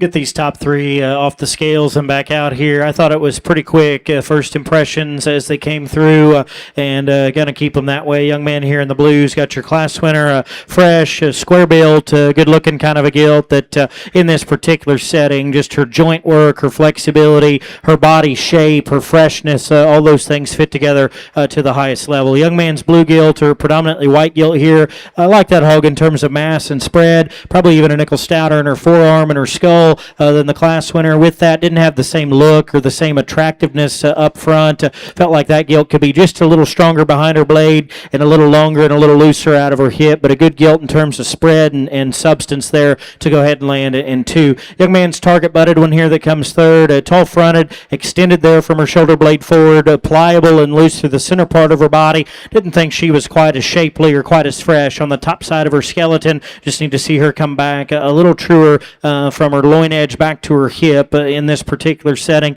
but one that I think from a maternal image standpoint still does several good things, and just felt like her hind leg squareness was more acceptable than some others that we had 4, 5, and on down the line. This one, like her in terms of stoutness of skull, big top, tons of shape, comes back stout to her hip, got to square up her hock, leaving us, got to fix her front foot as she's just a little more tentative out here on the shavings in terms of her range of motion. One that comes next here I like in terms of spread and dimension.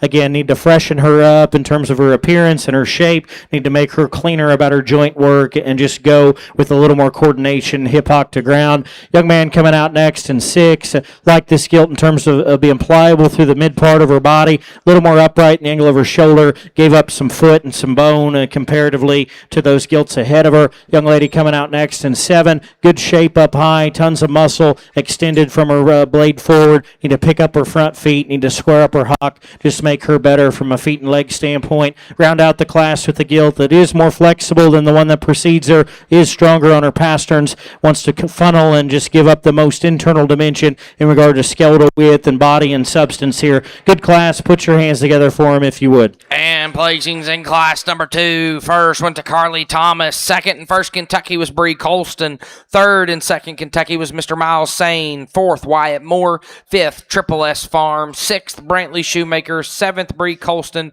Eighth, Jackson Shoemaker. Looking for 10 entries in class number 3, Judge. These hogs will weigh between 280 and 289 pounds. We need class 4. Class 4 crossbreds. Please make your way to the makeup ring.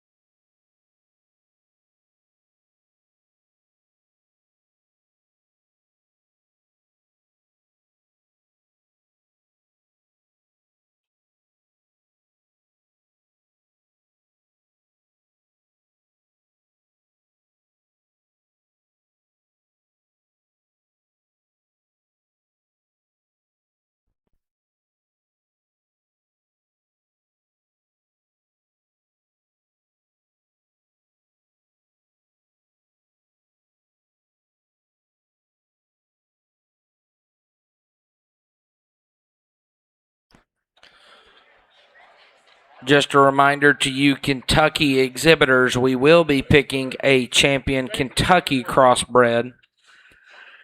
And that gilt will go on to the Kentucky sweepstakes overall tomorrow.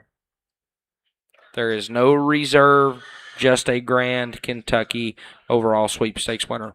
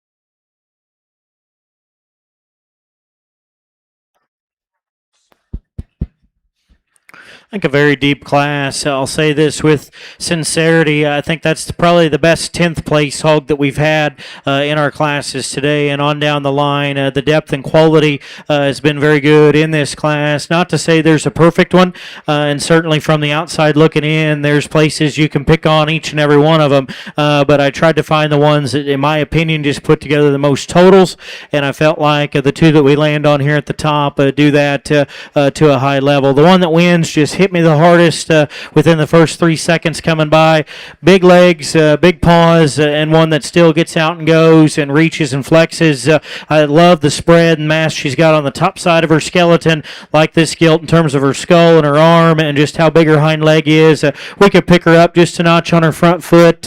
No doubt critics of her, around ringside, could probably say that she could be a shot bigger. But at the same time, there's folks around ringside that say she's the right length of body, I'm sure, and the right frame size to make show bearers. I think that she just fits in this particular class and is one that's very, very stout and very, very flexible still. Young lady with the belted gilt and the pink as your class winner. Congratulations to her. Young lady with the calico here in 2. I like a lot of pieces of that gilt in terms of look up front, elevation, comparative to our gilt that wins the class. She's stronger on her front pastern. She is taller at the top of her shoulder, has a little more extension ahead of her blade, and I like those things about her. Got a really good shape on the top side of that gilt. Young lady, I think your gilt's still very, very fresh at this stage of the game. I appreciate that. Obviously not quite as much substance as the winner, but I still think that her bone matches. That's not why she goes second. It's from behind. She's a little shorter in her upper hip, and she doesn't hinge quite as loose from her hock to the ground as that class winner. Very good gilt, though, to go ahead and land in second in this drive. Pin this solid black gilt off right away, and there's still things I really like about her. Love her jawline and her skull. Got an awesome shape. Whoever, if it's a young man, if you're feeding on them, I still can't get backs this big in some of the ones that I've got. Love the spread and the mass and the shape that she has up high. Love the turn to her body as well, and still a gilt whose bone and her feature matches. The longer we went out here, and she's just a little upright anyway in her shoulder, the longer we went, though, she got just a little tight and a little more cantankerous. That caused her spine to drive up just a shot more. Again, getting critical, but I thought in this class where the quality runs that deep, we had to nitpick on them and break them down. I didn't see her quite as comfortable out of her shoulder or in her spine. One that comes next here in 4, pinned her off a little later, came out initially. This gilt just wants to kind of be headstrong for the young man and not get out and go, and so makes her tougher to evaluate from that standpoint. I think once she does decide that she kind of wants to be a show pig and go across the ring in a straight line, there are positives there. She's heavy structured, she's stout in her skull, she's big in her rear leg. That's a gilt that's square built and opened up, coming and going in terms of chest and base width, comparative to the ones ahead of her. I felt like she was just a notch plainer in her look up front. She does need to be picked up just a shot on her front pastern and squared up just a notch at her rear hock, but certainly one in terms of spread, dimension, substance in this class. I felt like put together a tremendous amount of good. The one that comes 5, tall fronted, extended from her blade forward, still a gilt that has length of hip, comparative to some of the others. We run out of just base width coming and going. I'd like to spread her wider in her chest. I'd like to make that gilt just more opened up, leaving me bigger issue from a build standpoint. She gets more upright in her shoulder and not quite as just sound at the surface in the shavings there in terms of her front foot. The one that comes out next here in 6, young man, solid black gilt, is tall fronted, extended, has a big type of shape back through her hip. Get up on top of her. I didn't see the same just outward curvature to her rib cage. She needs to be stouter in her jawline, not quite as just attractive in terms of her head and her crest, in my opinion, but one that is tall-fronted, flexible, still has a good shape up high. The gilt that comes out next in 7, big top, thick-ended, like her skull. Again, need to set her back in her shoulder, need to relax her there in terms of her knee and just allow that gilt to go with more flex up front. Her top line needs to fit in her better as she wants to deviate just a notch more there in the center part of her spine. Here's a flexible kind of a gilt that's long strided, just runs out of horsepower in this class. She's always the flattest and the narrowest one of those top 7 or 8 that we had. Just needed to come with more width of chest, more substance at the ground. The blue gilt, I like in terms of her shape and her dimension, bold and pliable through the center part of her body. Get behind her. She wants to push her hock too far outside herself. Didn't see her going with quite the same just reach and comfort from the side in terms of her rear leg range of motion. And then the young man that comes 10, good through the mid part of her body, extended up front. Again, mean that with sincerity. I think that gilt has quality here, still to be sitting in the 10th place. A one that just for me, whenever we study her go, need to square her up in terms of her rear foot and her hock. Put your hands together. Really good class with a lot of depth there. Excellent set of showmen to work with. And placings in class number 3, crossbreds. First went to Phoenix Springer. Second and first Kentucky was Lila Mann. Third, Ethan Hall. Fourth, Eli Sane. Fifth, Isla Schweitzer. Sixth, Preston Zenner. Seventh, Carly Thomas. Eighth, Molly Decker. Ninth, Kenton Burnett. 10th, Charlotte Baldwin. 7 entries in class number 4, Judge. These hogs will weigh between 298 and 310 pounds. We need class 5. Class 5, please make your way to the makeup ring. Following class 5, we'll get you a champion and reserve champion crossbred breeding gilt.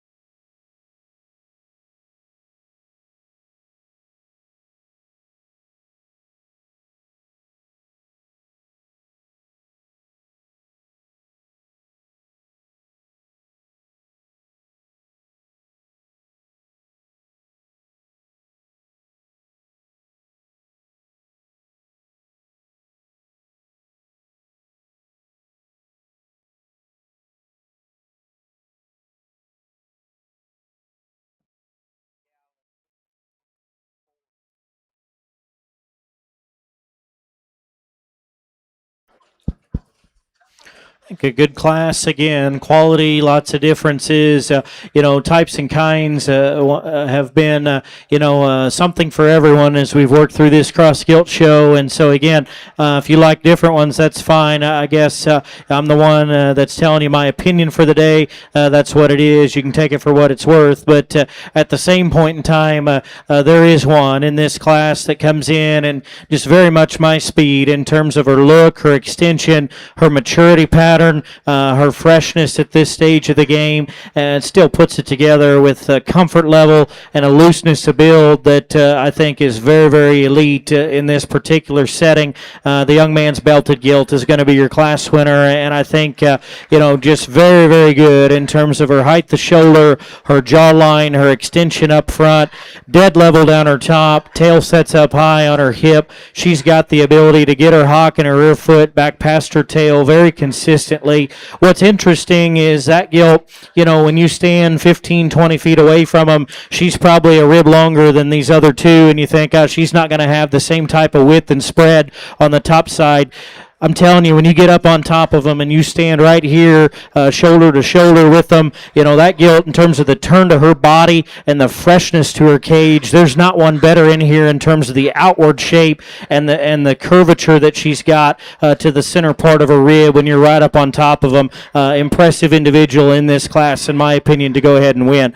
Second's the young lady's kind of calico dotted up gilt there, one that is very, very stout in terms of her skull, one that in terms of bone and feature is very good. I like that gilt in terms of her chest. I like that gilt in terms of her top and her hip, leaving me just very powerful from one end to the other. And still a gilt that proportions well from the side. Not as long out of her rump, not as coordinated from hock to ground, not as attractive from her blade forward as our class winner, but still a very high quality gilt to go ahead and land second. Just wish she was a little bit looser out of her hip and rear leg. One that comes third, the blue gilt here. I like her in terms of just her mass and her spread up high. I think still a gilt that's square built, coming and going, and kind of worked her way up ahead of 4, 5, and 6, just based on being a little more genuine in regard to width and still squareness of rear leg from the side. I wish that we could change and reconstruct the top of her crest and how it blends into her shoulder.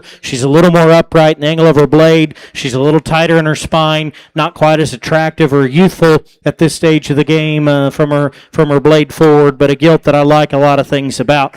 Gilt that comes out next here in 4, really long fronted, extended, like that gilt in terms of her toe spread, like that gilt in terms of her substance at the surface.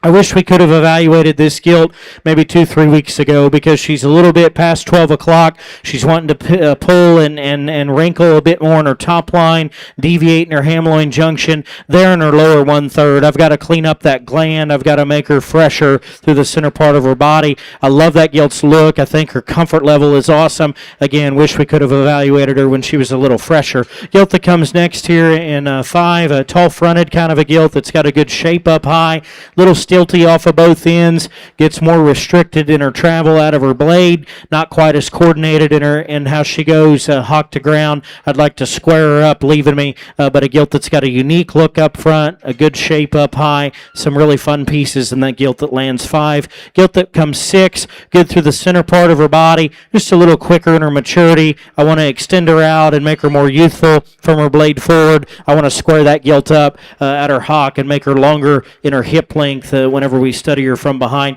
Good class of them again. Put your hands together for those kids, if you would, please. And placings in class number 4. First went to Mr. Court Flock. He was also your first Kentucky. Second went to Mally Sipes. Third, Ethan Hall. Fourth, Chance Hager. Fifth, Noss Farms. Sixth, Wyatt Stumpf. 6 entries in class number 5, Judge. These gilts weigh between 314 and 355 pounds. Following that, we'll select your champion and reserve champion breeding gilts. So we need crossbred breeding gilts. So we need those class winners and seconds to think about making your way to the makeup ring, please.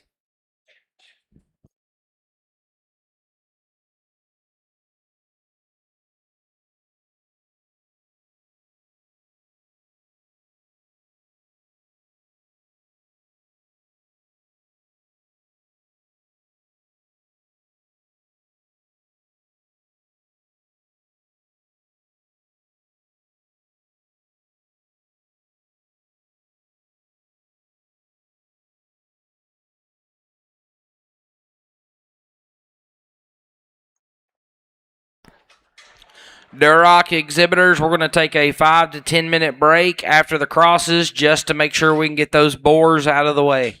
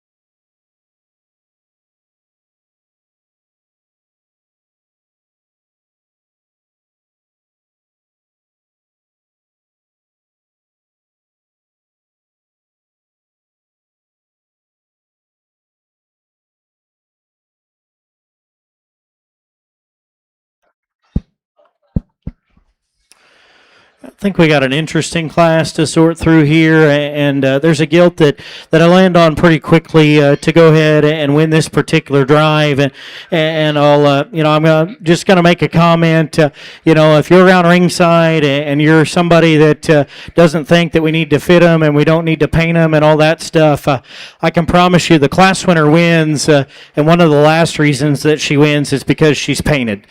She is the most flexible. She is the most correct in terms of her lower joint work, her skeleton, and just her hip and her hind leg works the best in her. Young lady in the center of the ring there has your class winner, and one that I think just represents a tremendous amount of quality in terms of her build and her look from the side. Yep, she's got paint on her, and I think just where we're at today's industry, those things when done right, they accentuate the quality. When there's too much, then at the same time it can distract from them. And I'm not saying they've done that either. I'm just saying if you're somebody around ringside that likes to grope and gripe and complain about the paint and the fit job, I can promise you she could be slick bald and have no paint on her. She's still winning this class for me. The one that comes second, young man here, number 39, is going to be 2. I like that gilt in terms of her elevation. I like that gilt in terms of her spread up high. Got a good shape and one that still has a quality look up front. She needs to be be laid back in the angle of her shoulder. She needs to be squared up in her hock and just go with a little more comfort in relation to that class winner. But a gilt that puts together a tremendous amount of positives from a shape and a look perspective. Gilt that comes third, very interesting in terms of her foot and her bone. Very dense featured kind of a hog that's square built, whenever you step in behind. From the side, felt like just her top line and her front foot maybe throw her out of balance a little bit for me. I'd like to strengthen her pastern. I'd like to make that gilt just a little stronger in her back line. She's naturally a little taller at the top of her hip than she is at the point of her shoulder or the top of her shoulder, and I'd like to just maybe reverse that just a shot. Stout featured, square built kind of a hog there. Just want to see her balance up a nickel different from the profile. One that comes next here in 4. Thought it was close between 3 and 4. I like the strength of spine and the elevation of the gilt that comes next here, and one that in terms of having some muscle shape up high, those things are positives. From behind, she's a little more limited in her range of motion. I want to square up her hock. I want to make her more comfortable and more coordinated there. How she goes to the surface, felt like she gave up just a shot of feature and a shot of foot size comparative to some other gilts that we have in this class. Young lady's gilt that comes next in 5, big chested, big forearm, good through the center part of her cavity, just gets a little staler in her look. I want to make her fresher in terms of her top shape and square up her hock going away. Gilt there, though, that has some foot and some bone. Appreciate that about her. Gilt that rounds out the class here in 6. Good through the center part of her body. Again, need to make her fresher, need to set her back a notch in the angle of her shoulder and allow her to go with just a shot more reach and coordination from behind. Put your hands together if you would. Congratulate those kids as they exit the ring. And placings in class number 5 crossbreds. First went to Emery Burnett. Second went to Noss Farms. Third went to Wyatt Moore. Fourth, Almond Show Pigs. Fifth, Maylee Probst. 6th, Triple S Farm.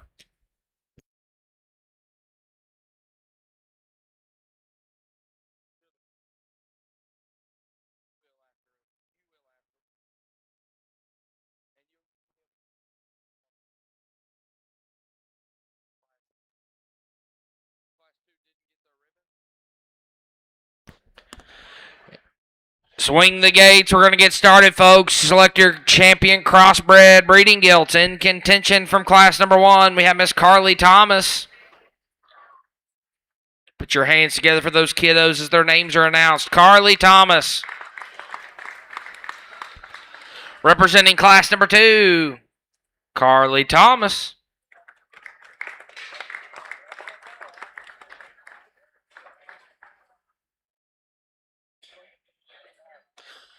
From class number 3, Phoenix Springer.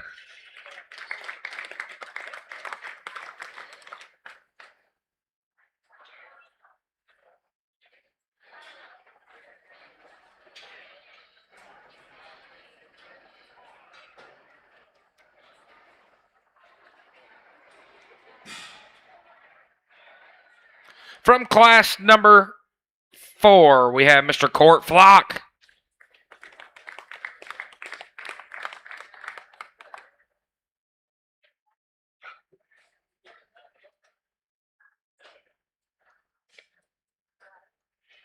And from class 5, Miss Emery Burnett. If you're around ringside, there's your drive. Put your hands together for them.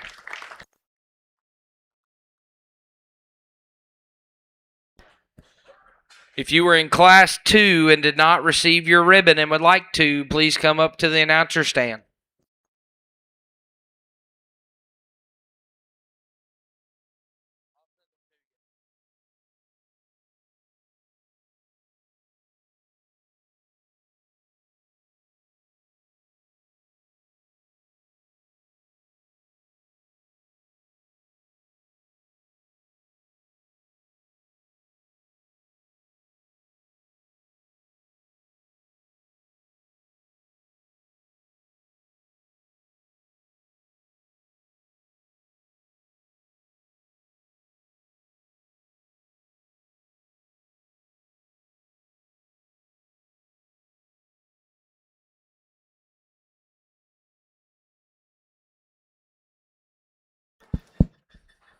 If you would, help me congratulate these exhibitors here in our Crossbred Gilt Show. Fun set of gilts to work through. Been an interesting show in terms of just, where some of those decisions lie within those classes. But again, I'm very pleased with the 5 class winners that we get back out here, not because they all look the same. I've said that a couple times today, but because they are the ones, in my opinion, that put together just the most totals in those respective classes as they came out.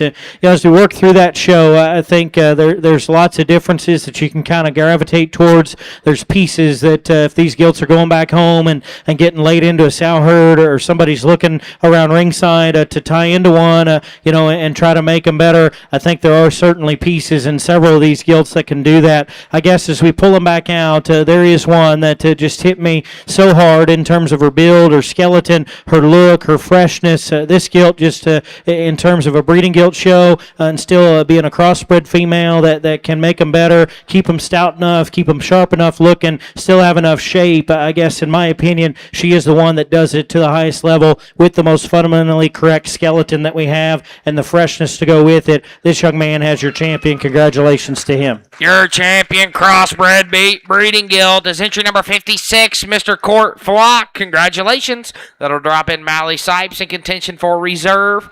Court's also your Kentucky crossbred breeding gilt winner.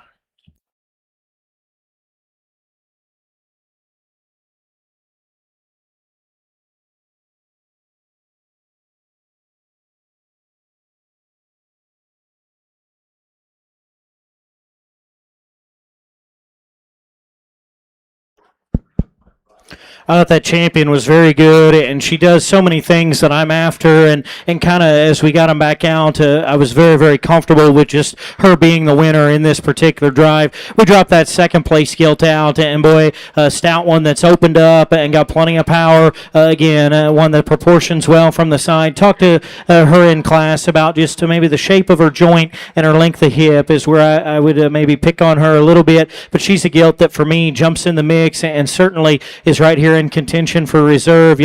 Work through those first couple classes. Those gilts, first class winner, very stout, very big in terms of her arm and her hind leg. A gilt that I think in terms of her skull just reads like a potential generator there. Needs to square up just a nickel different coming to us. Needs to be just a notch stronger on her front foot, but a gilt that puts together a lot of positives. Second class winner, won that deal just on flexibility and freshness. Out here, maybe gives up just a shot of foot size and bone comparatively, but a very good gilt that's very fundamentally correct in a lot of areas. The gilt that won our last class there, we talked about, very comfortable, very good on her feet and legs, very good through the mid part of her body with a fresh kind of a muscle shape up high. I'd like to spread her a little wider coming to me in her chest. I'd like to stouten her jawline and her feature just a notch more comparatively to a couple others out here. So it is close between that second and another one that won a class that's just so heavy boned, really good in terms of her length, a stride behind, and one that I think is a generator. Not quite as good in terms of her front foot or her elbow as that champion,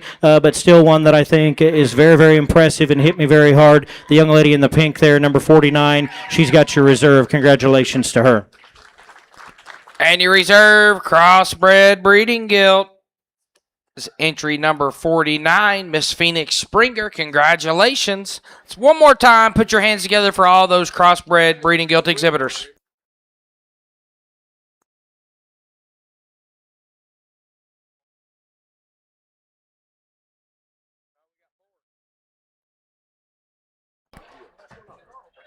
We need both those boars. We need your 2 crossbred boars to be in the makeup ring.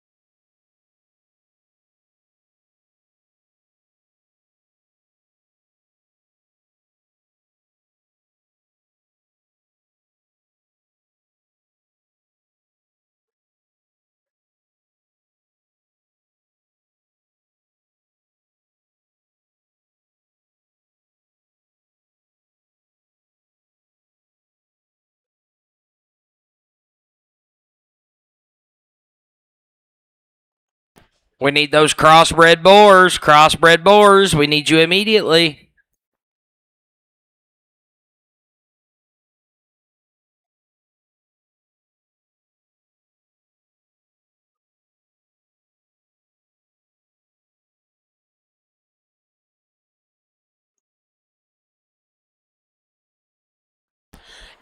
Entering the ring now, we have our single drive or single class of crossbred boars. 2 entries. Judge, these 2 boars weigh 240 and 270 pounds.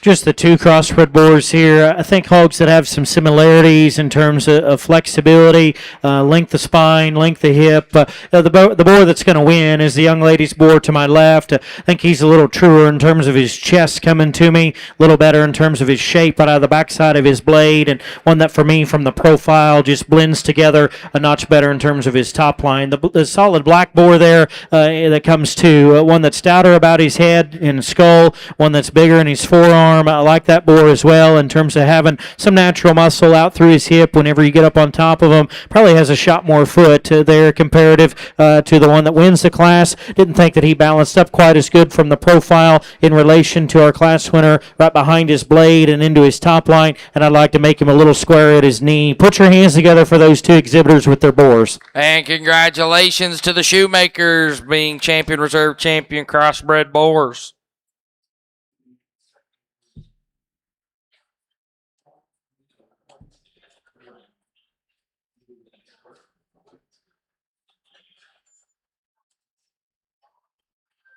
$12.10, and we'll get started with your Durox. $12.10. Let's go ahead and think about making your way up here, though. $12.10.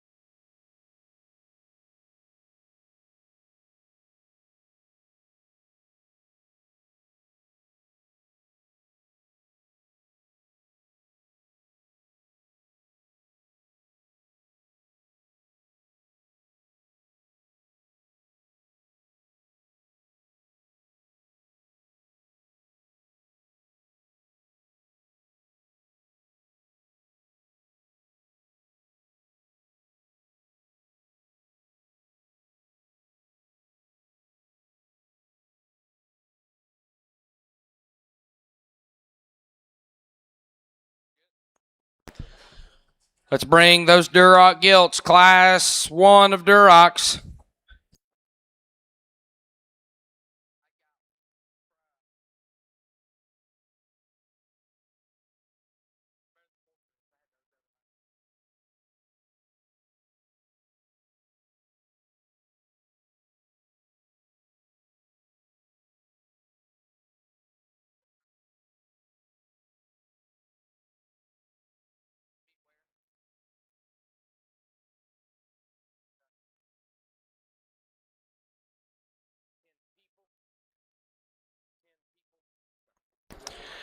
It's been brought to my attention, folks, if you want to go take a tour of the new building, they have 10 slots available. That will be at 3 o'clock p.m. And if you go to the makeup ring and see Miss Brooke, you can get signed up there. First come, first serve.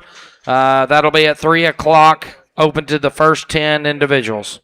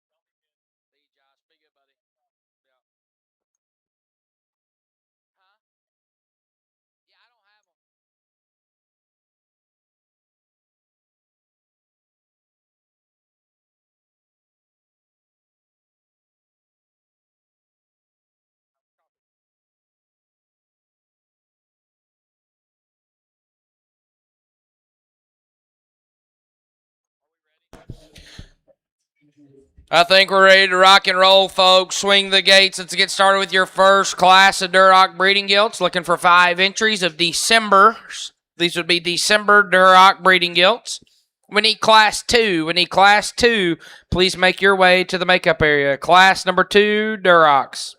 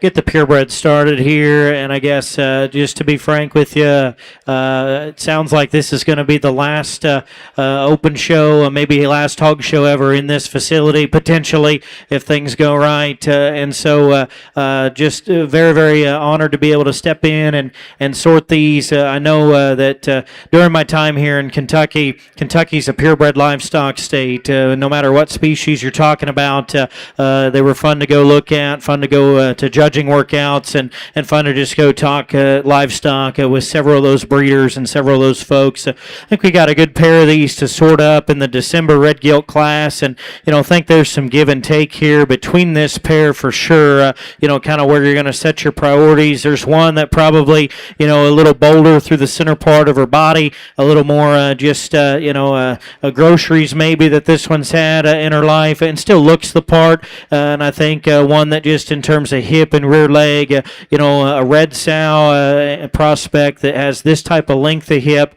this type of running gear. Her feet and legs, guys, I think are incredibly good. This gilt, in terms of her look and her extension up front, just reads like a female. She's soft and maternal through the center part of her body. There's not a tight joint in her body, and maybe she doesn't have quite just the same fluff to her, but at the same point in time, a red breeding hog that, in my opinion, suits me so well in terms of how she's built.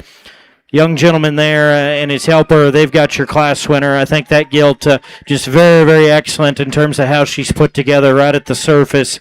Phenomenal job, young man. You can tell your dad whenever you get of age, just turn you loose out here and get him drove. That gilt could go all day long in terms of her feet and legs. I really do like a lot of things about this gilt. Her spread up high, her rib cage, her dimension, all very, very good. A tall fronted kind of a gilt that has a highly presented kind of a look. She's not as correct in terms of the angle of her shoulder. She's not as loose out of her rear leg. I didn't think that gilt had quite the same feature to match the mass that she has up high, but a gilt that's very good through the mid part of her body, very good in terms of spread and dimension. Still a gilt that has a high quality look about her from the profile. I just wish she was a little looser constructed comparative to that class winner. Gilt that comes third here, like her in terms of her forearm, like that gilt in terms of her foot, her bone gets a little more upright in her blade, showing just a little more age and a little more wear and tear right there at the top of her crest, of her neck.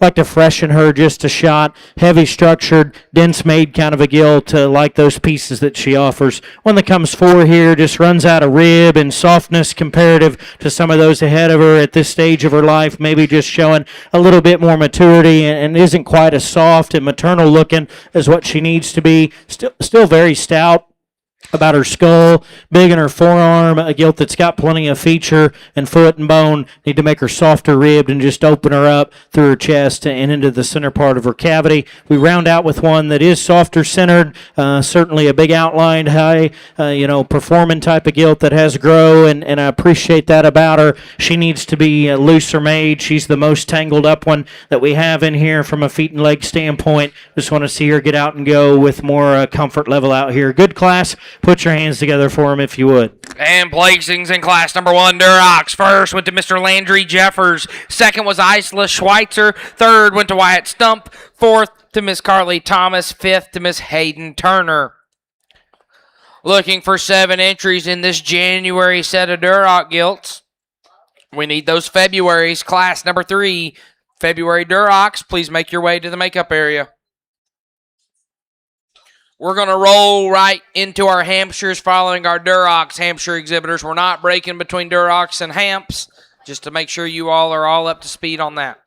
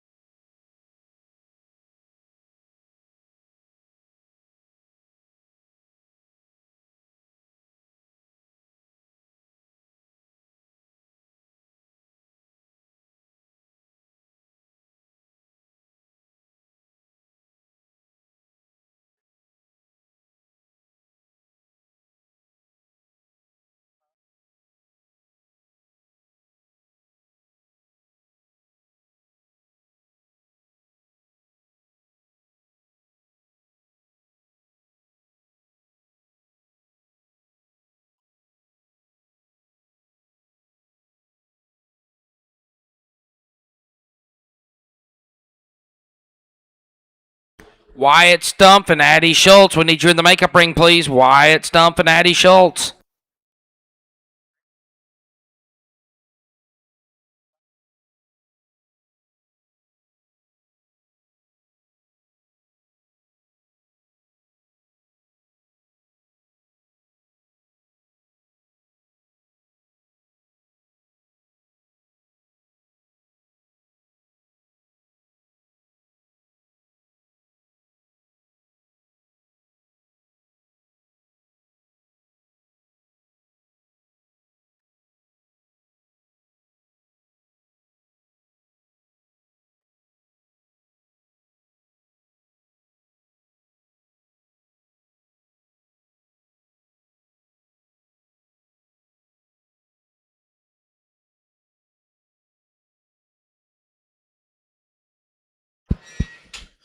I think a very good class, very deep class here. This pair sorted to the top for me pretty quickly.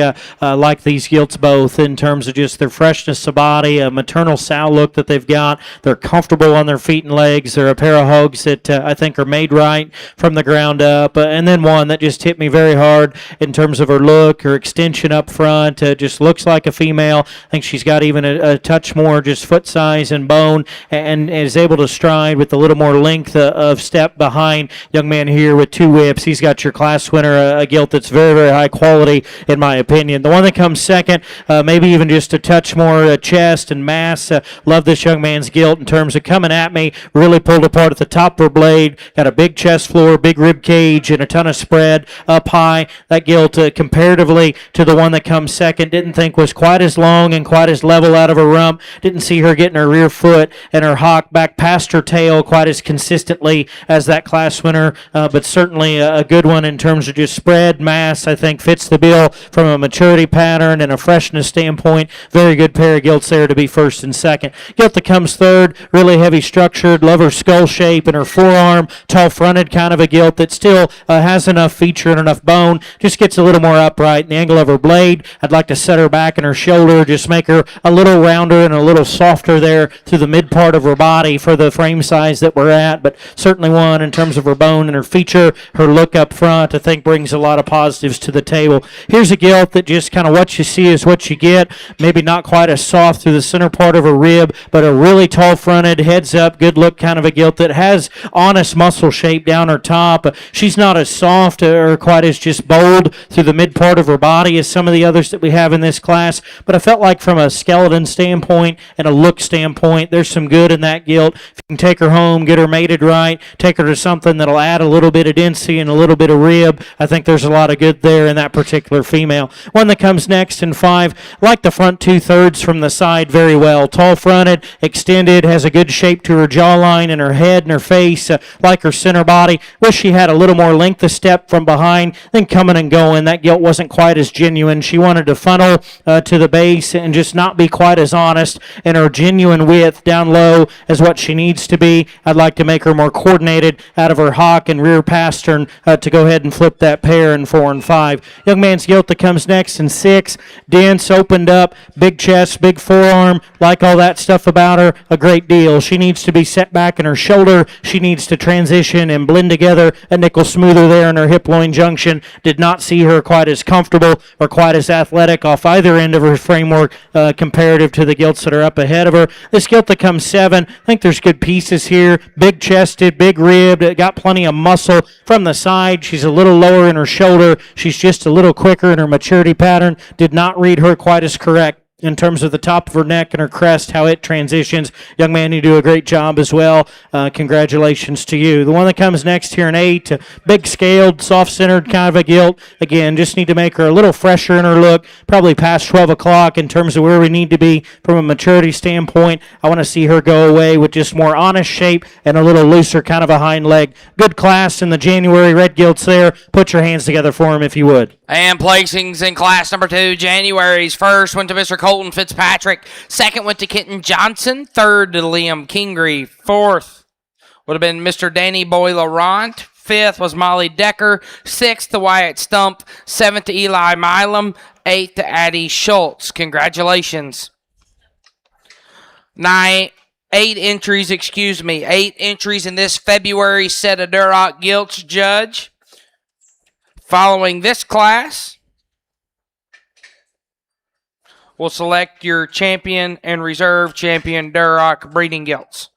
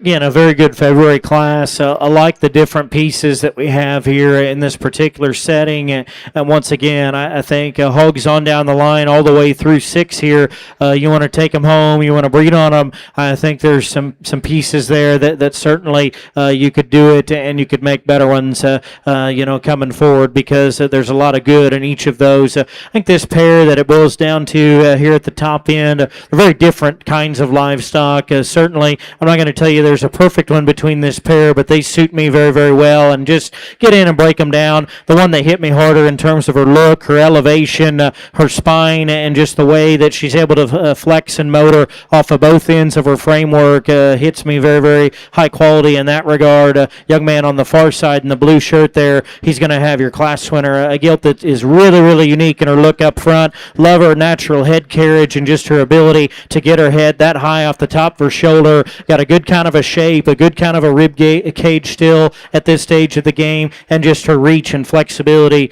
very, very impressive. She doesn't maybe come with just the same turn to her body or the same just substance as some that we've seen, but a February gilt that still has that type of maturity pattern and look and still is that comfortable just suits me very well to go ahead and win. Young man's gilt here in 2. She is bolder in the center part of her body. She's got more mass and spread from blade to hip comparative to the one that wins. I like her on the top side of her framework being busted open. Awesome skull shape in terms of stoutness between her eyes and just looking like a brood sow. Big forearm, good feet. I wish we could just change that gilt a little bit, how she hinges out of her hip and rear leg. She's a little lower set in terms of her tail. She's not quite as coordinated from hock to ground as that winner, in my opinion, but a very good gilt in terms of her body shape, her dimension, her extra substance that she offers. Here's a gilt that has an awesome shape on the top side of her skeleton, a big forearm, still a good look there from her blade forward. If you go home, try to make some Duroc Market Hogs with that type of look and that type of shape, I think that you've definitely got a good plan in mind. For me, she gets a little more upright in the angle of her blade. She needs to hinge a little differently out of her hip and hind leg, just make her a little looser constructed going away, but certainly one that brings some unique pieces to the table in terms of shape and look. Gilt that comes next here in 4, really good in the center part of her body, flexible, just a very fundamentally correct kind of a gilt that won't get you in trouble. She's a little plainer in her look out here. I didn't see her quite as genuine in her base width coming and going as some of those gilts that are ahead of her. Just like to pry her open and give her a bigger chest floor all the way through, but certainly a gilt that's very comfortable and very good through the center part of her body. Like the skull and the forearm of this gilt, just comes in a few more pieces from the side, doesn't balance up quite as good. I'd like to set her back in the angle of her shoulder. I'd like to make her longer and leveler out of her hip, just make her a little softer through the center part of her cavity as well. Round out the class with a gilt here that in terms of shape and muscularity you can appreciate. Again, need to strengthen her top line. I want to square up her hock as she pushes out just a shot more there and wants to roll her weight to her outside toe. Very good set of those February red gilts. My compliments to all of those exhibitors. And placings in class number 3, February Durocs. First went to Danny Boy Laurent. Second went to Kenton Johnson. Third to Brooke Montgomery. Fourth to Scarlett Schultz. Fifth to Liam Kingery. Sixth to Miss Brooke Montgomery.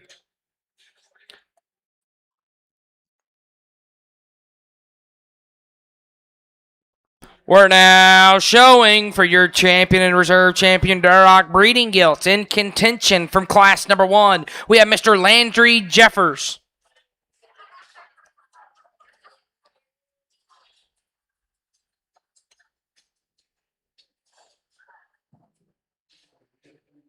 From class number 2, we have Mr. Colton Fitzpatrick.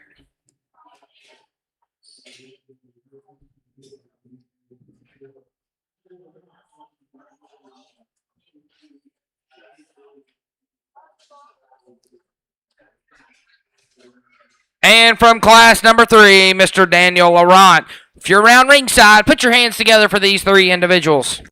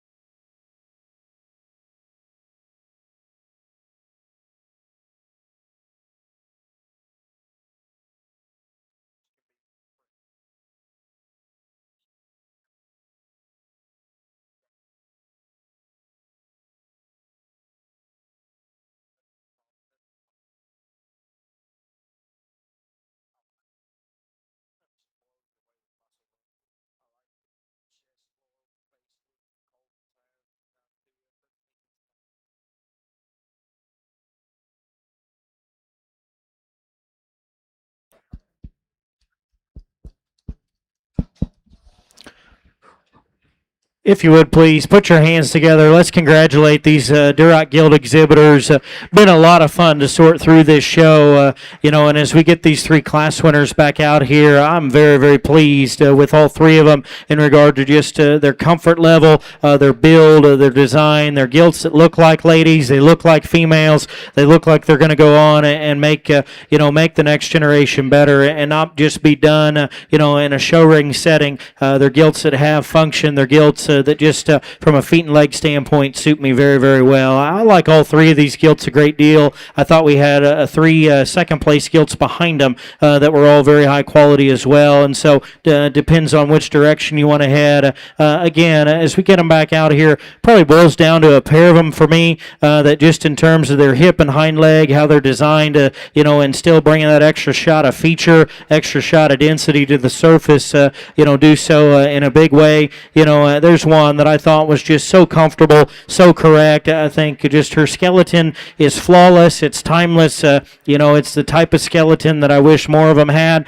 And we talk about red hogs that have longevity and have future. To go on and just continue to make good ones year after year. This one's build, this one's function is very, very impressive in my opinion. This December Guild's your champion. Congratulations. And your champion Duroc Breeding Guild goes to the one and only Mr. Landry Jeffers. Congratulations, Landry and the Jeffers family.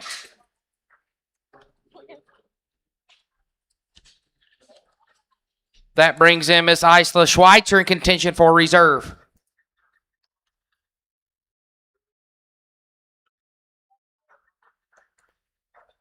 We dropped that second place December in and talked about her in that class. Her rib cage, her body type, her muscularity, all those things still read correct at this stage of the game. And, that's tough to do at this point. These red guilds, getting to be 8-9 months old out of that December class. They're ready for the sound lot. Most of them, this guild still has freshness. This guild, I think, still looks the part here in a show setting. Talked about her maybe being a little more upright, the angle of her blade, and not quite as loose hinged behind in terms of her hind leg. But certainly a gilt that's right here in contention, and you could tie to for reserve pretty quickly if you wanted to. The February gilt, a good look up front. I love that gilt's just elevation or height of shoulder. I think you could take that one home. You can make gilts, you can make barrows with that exotic kind of a look. She doesn't have the same type of just foot and bone as these other gilts, or at least the champion and another one out here, but certainly the shape and the look and the elevation that she has while still being very comfortable. I like a lot of things about her. There's another one that I thought pushed our champion very hard. I love her skull. This looks like a female, just a breeding hog head in terms of her look up front, her just femininity, her maturity pattern, all things fit together extremely well. Very loose, very comfortable in her build as well. Young man with the January's got your reserve. Congratulations to him. And your reserve red pig, entry number 19, Mr. Colton Fitzpatrick. Congratulations. One more time, put your hands together for all those Duroc Breeding Guild exhibitors.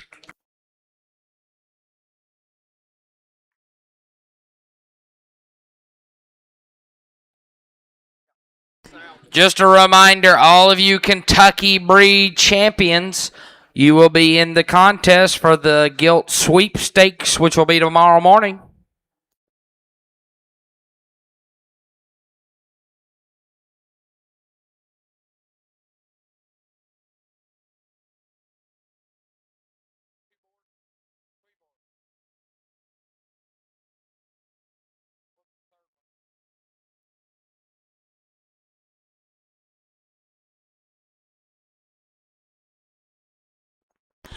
Entering the ring now will be class number 7, Duroc Boars, looking for 3 entries.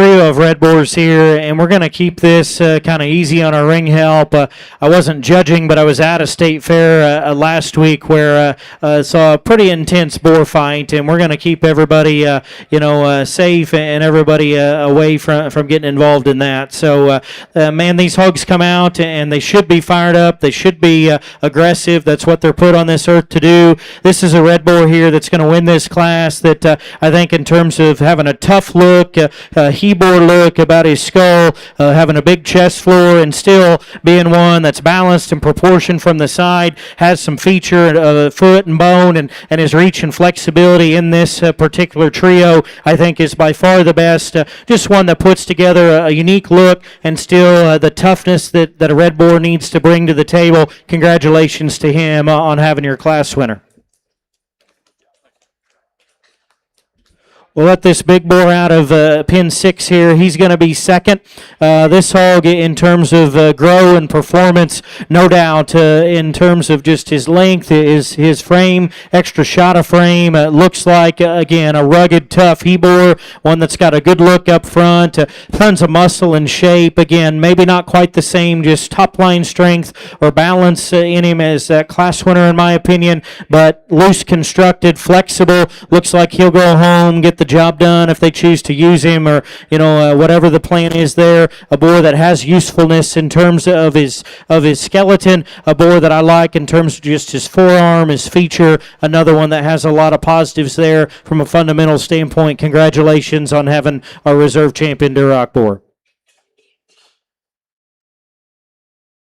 Boar that's going to come third here. Still like this hog in terms of his shape up high. Good in terms of his look there, in terms of extension from his shoulder blade forward. I'd like to stouten him up just a notch, toughen him up a little bit in terms of his feature, his bone, his skull, comparative to the two ahead of him. Still a good boar, though, in terms of shape and muscularity and look. Congratulations to those Duroc boar exhibitors. And placings in your Duroc boars. Your champion Duroc boar went to entry number 37 from Milam Farms.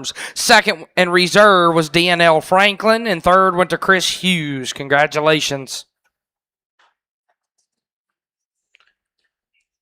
Looks like that other Duroc boar is about to be out of the makeup ring, Hampshire exhibitors.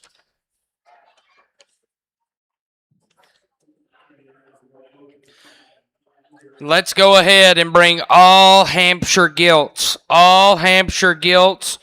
Please make your way to the makeup ring. There's only 3 of them. Those should be pretty quick.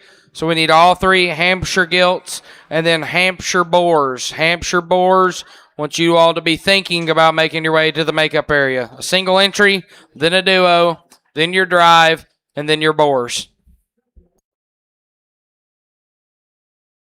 Just one more quick reminder for all of you Kentucky breed winners in our gilt shows. You all will come back in tomorrow at the conclusion of the other gilts in the selection of the Kentucky Sweepstakes gilt show. We'll be picking one Supreme gilt from Kentucky tomorrow. And so those breed winners, just know and realize that you'll be coming back in tomorrow.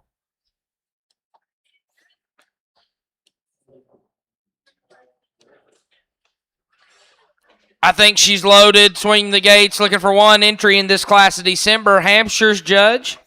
December 16th model. We need class 2. They should be there. So let's bring our Hampshire boars. Hampshire boars, make your way to the makeup ring.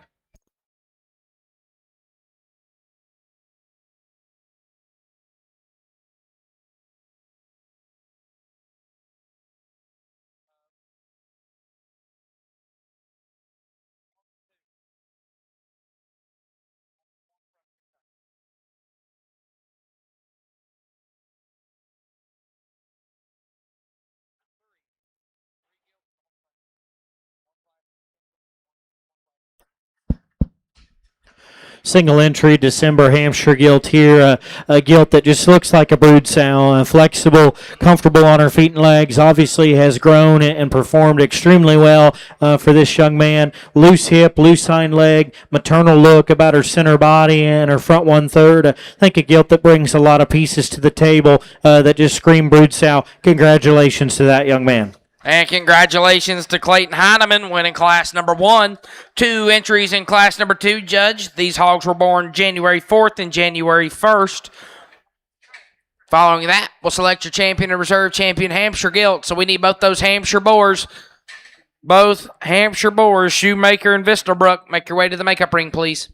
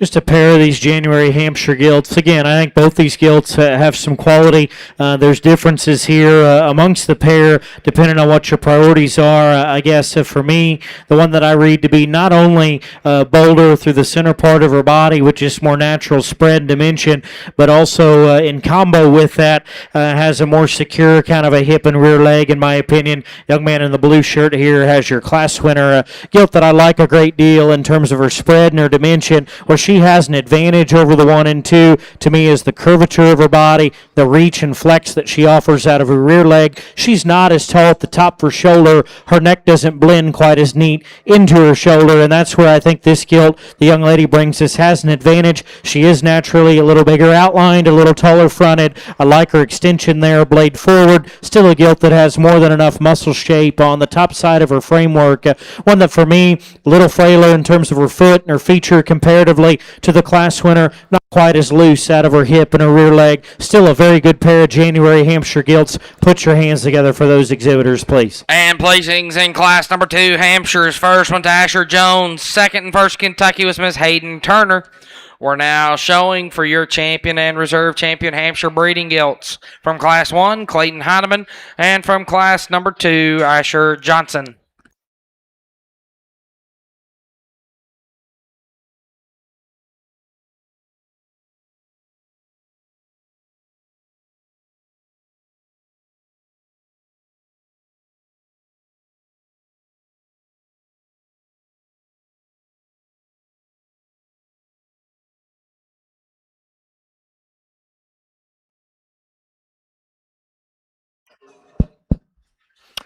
Not a huge show by any means here in the Hampshire breeding gilts, but all three of these gilts have a tremendous amount of quality, and my compliments to those exhibitors.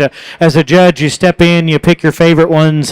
That's all you can do. And as I break them down and have kind of described them to you, the one that I think in this particular breed just combines mass and substance and openness of skeleton with still an athletic kind of a hip and rear leg. Young man out of the second class, I have your champion. Congratulations to him. Your champion Hampshire comes from class number 2, Asher Johnson. That drops into Hayden Turner in contention for reserve.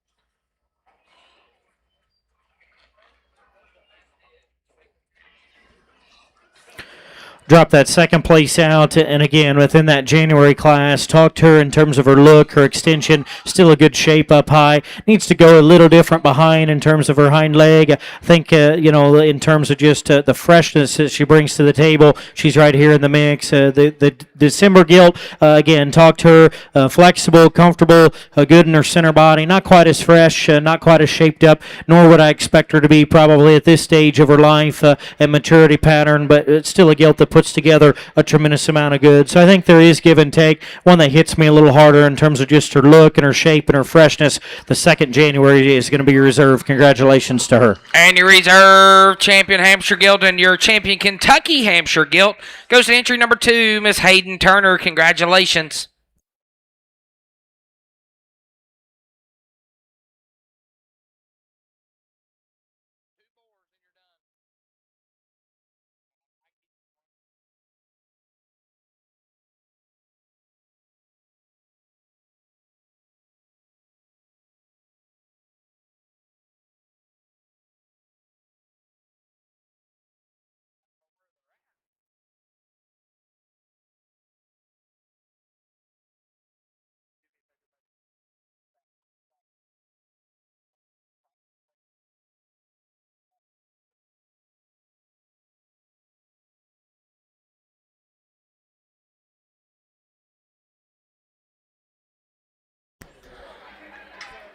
Entering the ring now is your final class of the day, Judge. Hampshire boars looking for 2 entries. These boars were born on January 6th and January 2nd of 2026.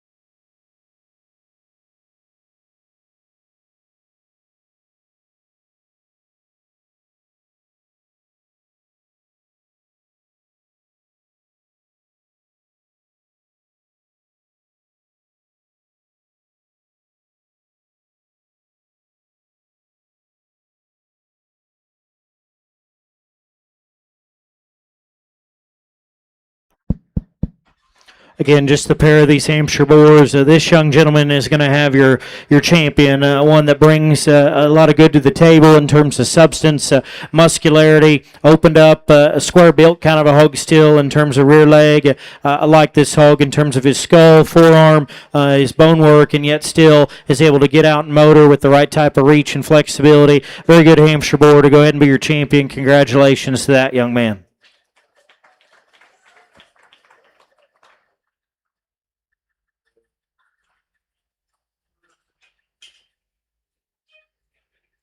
We'll bring this one out here to be your reserve, and like this hog as well in terms of having some extra length and extension up front, late maturing kind of a boar. Didn't have quite the same feature, quite the same internal dimension as that champion, but still a boar that's loose and flexible, good in terms of his skeleton. Put your hands together for him as well. A good way to finish off that Hampshire boar drive.